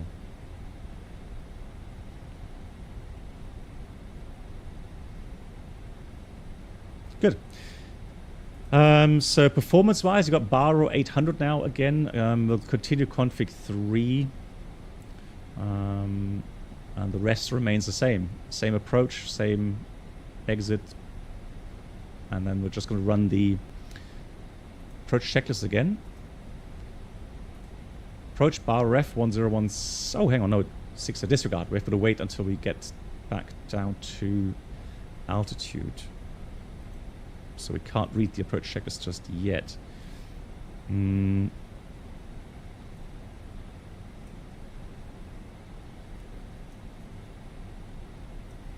just says Cocoon at 180. And the sector currently is 4,000. So let me go down to... Yeah, let's go down to 4,000. And that means we can go set ourselves QNH again 1017. So vertical speed out blue 4,000. And then we've got the approach checklist.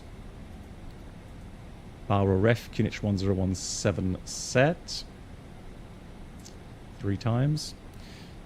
Seatbelts on. We have minimum Baro 800 feet set. Auto brake is low and engine mode selector normal. Approach checklist completed.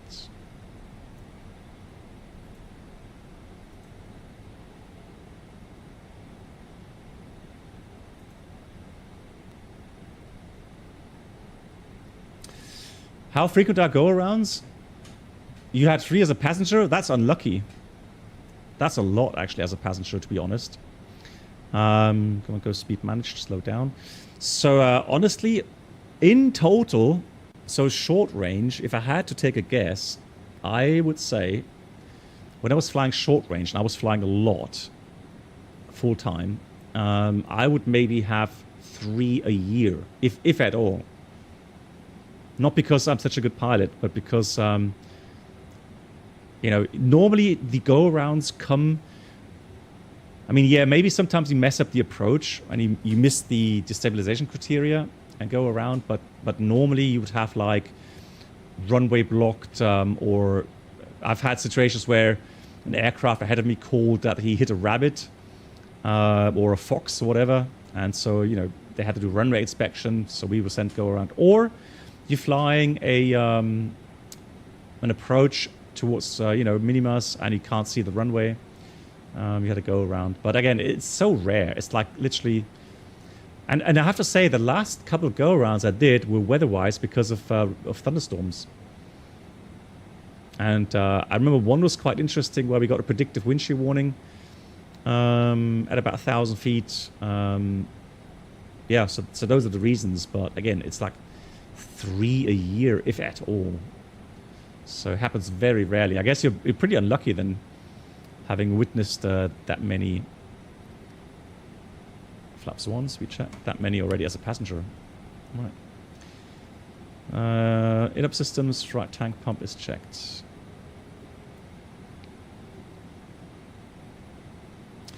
Max 790, I made a nice video about crosswind landings. So, on the short-range aircraft,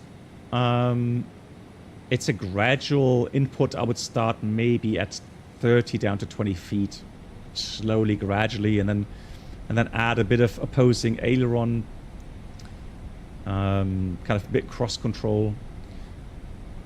But I wouldn't go 50 feet. That's too high, really.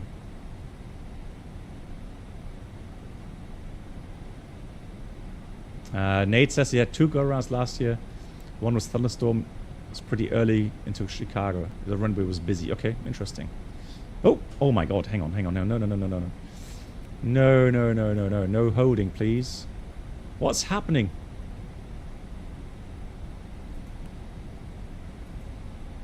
Huh? Let's go on heading.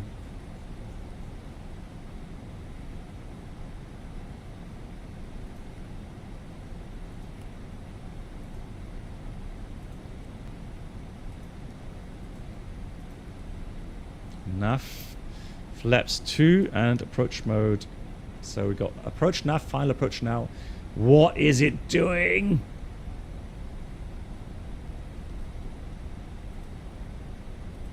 Disregard. I'm going to go direct top V if it...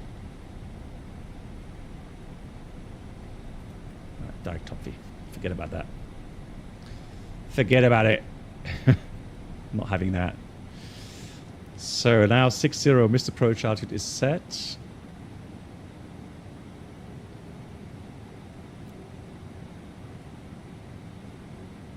Oh really? Okay, Nate. So you're sure to your flight simmer and all was good. You're a hero.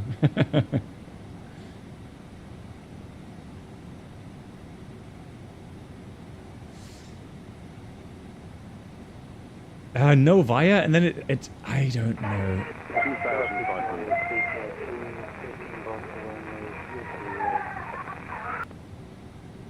What? Right. And let's go tower. Final approach. And Lisbon Tower again from windmill 017, currently 5 miles out on the RNP 20. Windmill 017, hello again. Continue approach number 1. Continue windmill 017. Yes, I did fly the A320 for quite a long time actually.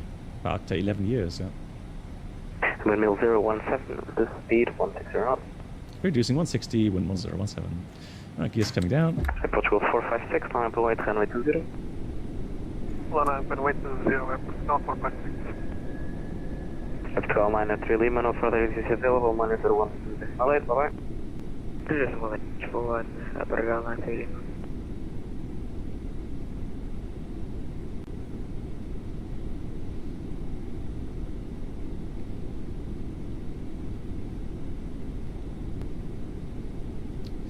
Forgot to confirm the QNH. And windmill 017. Can you confirm the QNH, please? Windmill 017, QNH 1017. 1017, copy. Windmill 017. Cool. Flap 3, speed check. Flap 3. 456, wind 270 degrees 7 knots, runway 20. Land checklist. Economy landing, no blue. Left takeoff 0, airport now 456. Windmill 017, traffic information, F12 Airbus A330 Neo departing runway 20. That's copied, windmill 017. Cool. Windmill 017, after departing Airbus A330 Neo, wind 270 degrees 7 knots, runway 20, clear land. Cleared land after the A320 Neo, windmill 017. Cool. Cleared to land, so he should be already, yeah, I can see him moving already, so that's fine. Finished everything, cleared to land. Wind again from the right, a bit of crosswind. One thing I have to say, I'm not, I'm just noticing, and I don't know if it's Microsoft or if it's the FSLabs, it's kind of erratic when it comes to the descent rates. So I'm having a really hard time getting kind of a pitch and power value, you know, a stable pitch and power value that I can trust. Just seems to change all the time. I know the wind is changing as well, the speed is changing as well, but like I was saying, it's just like really... So, you know, you like 60 feet per minute and suddenly you go down to 1,000 feet per minute. Just seems a little bit too... Yeah, and the flight direct indications, again, they seem to be too much. Disregard. Line 48 Alpha Victor, taxi via Alpha Uniform Road short to 5 and with Continue. Alpha Uniform short, Uniform 520, that's fine for 8. Yeah, that's what I feel as well. It's up and down drafts are like really strange. 300. All I can always say is that it feels unnatural. That's all I can literally say. And then really what I have to do, I have to really really quickly monitor the descent rates. Go 050, taxi via Alpha 115. 50, 40, 30. Taxi via Alpha Stand 115, and Portugal 050. Lol, pitch, what?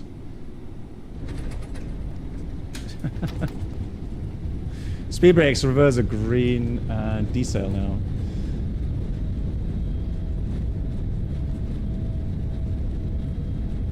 So we'll take the second to the left here.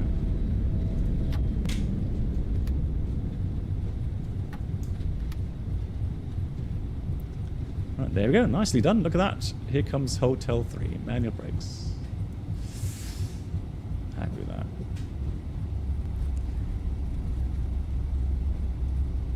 Yeah, it could be the case. The approach pitch is a bit too high, and then you pull up into the flare, and then it just, if you do that quickly, it will scream at you regarding a pitch. So, yeah, I'll grip with it. So let me get my bearings. That was Hotel 3, so we should be going left Golf, correct?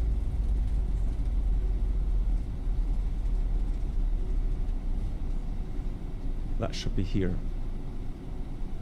And the windmill 017 just vacated. And appreciate stand 115, please. Windmill 017, stand 115 is at 5 now. You can take stand 116 by Golf Alpha. Okay, Golf and Alpha, stand 116, copied, windmill 017. Thank you so much for the service. No problem, thank you. Voyager, take care, good night to you. Ladies and gentlemen, the cabin crew will shortly be leaving their seats to... Yeah, Captain Chaos, it could be. It's just that, you know, it doesn't matter what mass you're flying, it's always just, you know,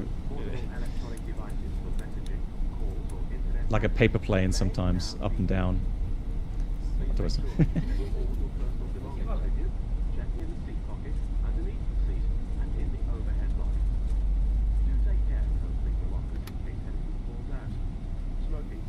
So, 116, let's put that in here. Windmill 017, amend your taxi clearance, stand 117. Okay, stand 117 now, copied, windmill 017.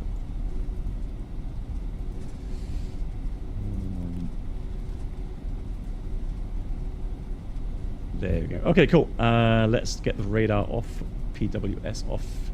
That's the after landing checklist complete. So 117, should do that.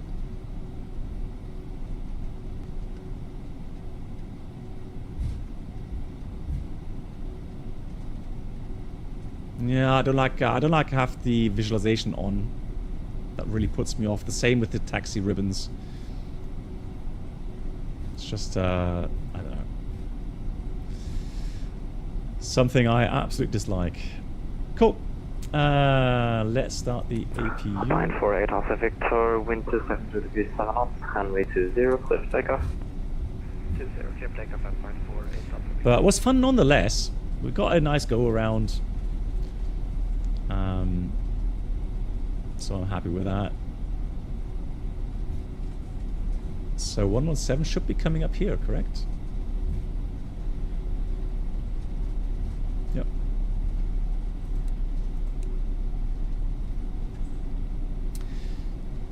(117) it is. Man, brings back memories. Yeah, I have to say, I do miss flying to Lisbon.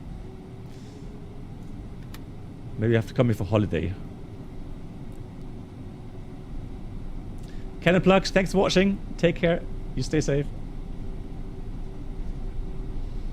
And we have a docking system. Nice. A21N, correct. Did you miss the 1 hour slots? No, those I don't miss. But I mean, I miss everything else about Lisbon.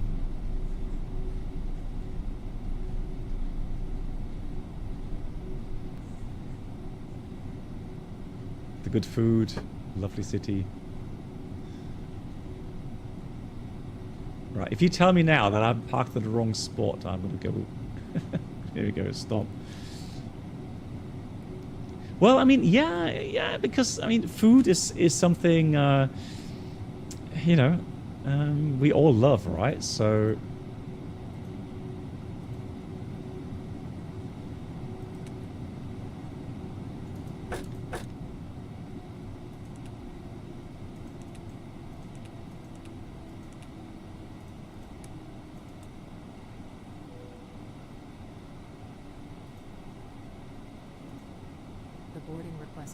Nice. Ah, yes. Thank you so much for the hard work.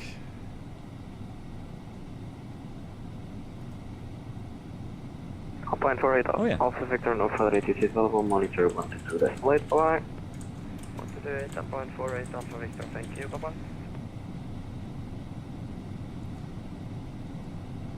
Okay. Yeah. So absolutely. Yeah. So let me just give the feedback. Yeah. Let me quickly get that. So that's dot IM, and then we'll put that feedback. I'll do that right away so that I don't forget. There we go. Cool. Excellent.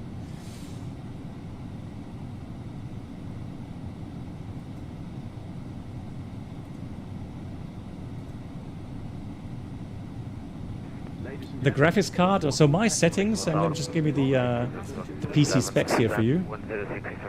There we go, that's my PC specs. In some regards, I am a simple man, yeah. Absolutely. Let's read the parking checklist. So we got the parking. Parker brakes are truck. Parker brakes set, although a truck's probably in position. Engines off. Fuel pumps off. And then we'll also do, once the passengers have deboarded, we will do the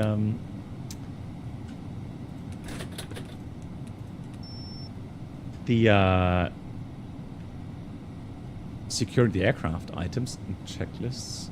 Lol. Yeah. All right. So,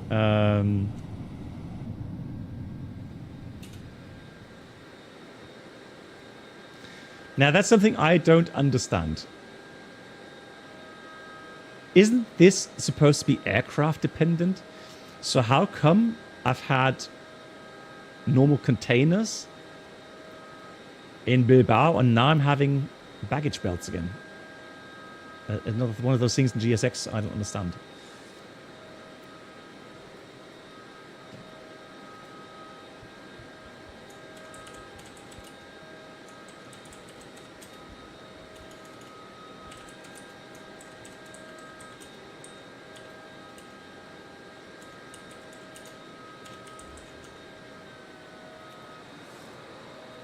So the controller name, do I have the...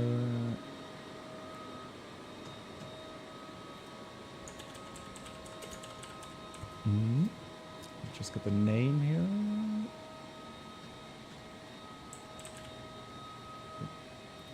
All right, so...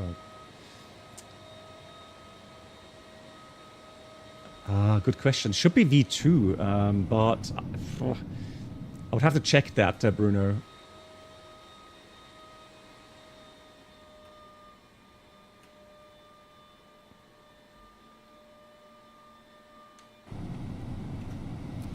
So let's see. Do we see the number of passengers here? Oh yeah, we do. Look at that. So we can see them disembarking there.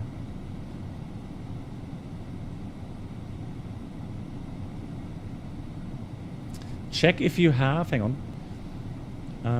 Check if you have static aircraft by the end of taxiway Tango. Which way? This way?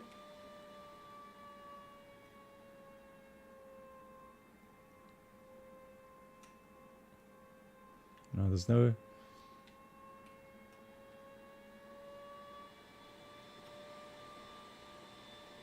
No, that's version... This is version 1. Okay. I have to check if I bought version 1 or version 2. Yeah, thanks Bruno for letting me know. Then I'll check that.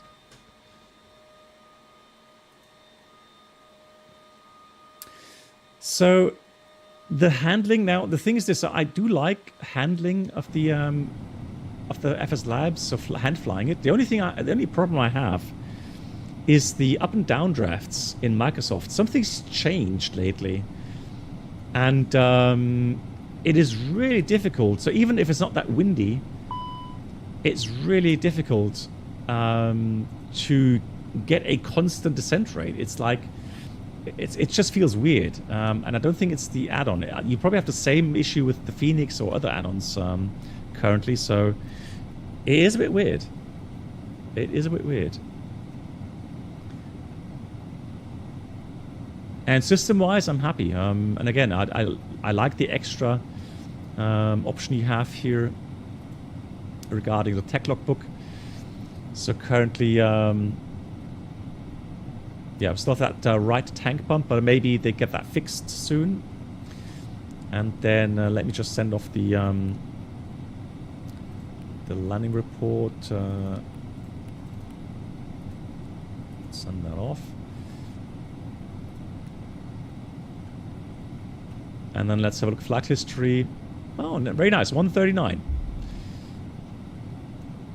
So there's just one glitch here. That was because of some extreme stutters on landing because GSX. Thank you much. So let's do the securing items here.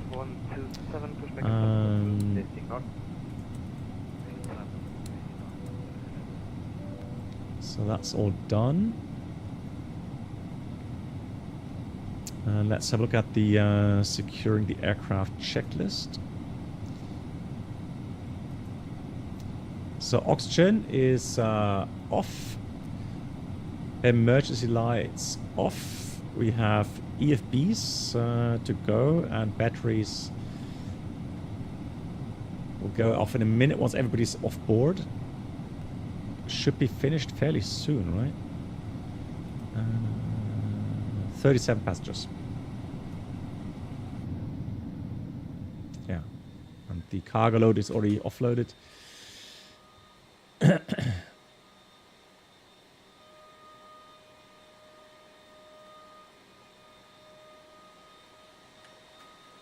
Yeah, so the thing is, I mean, the real Neo, 321 Neo, I did fly that IRL, and there is a tendency of that aircraft to slam the nose down.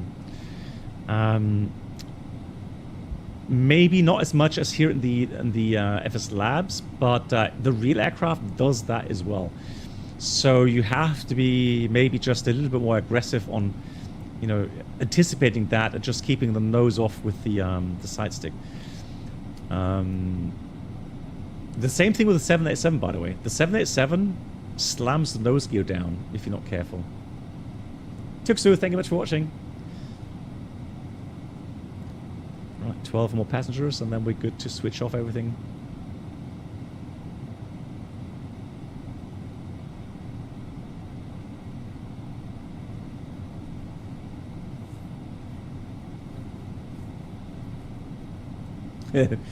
Yeah, GSX, right? GSX memes are ongoing. Let's get the brake fan off as well.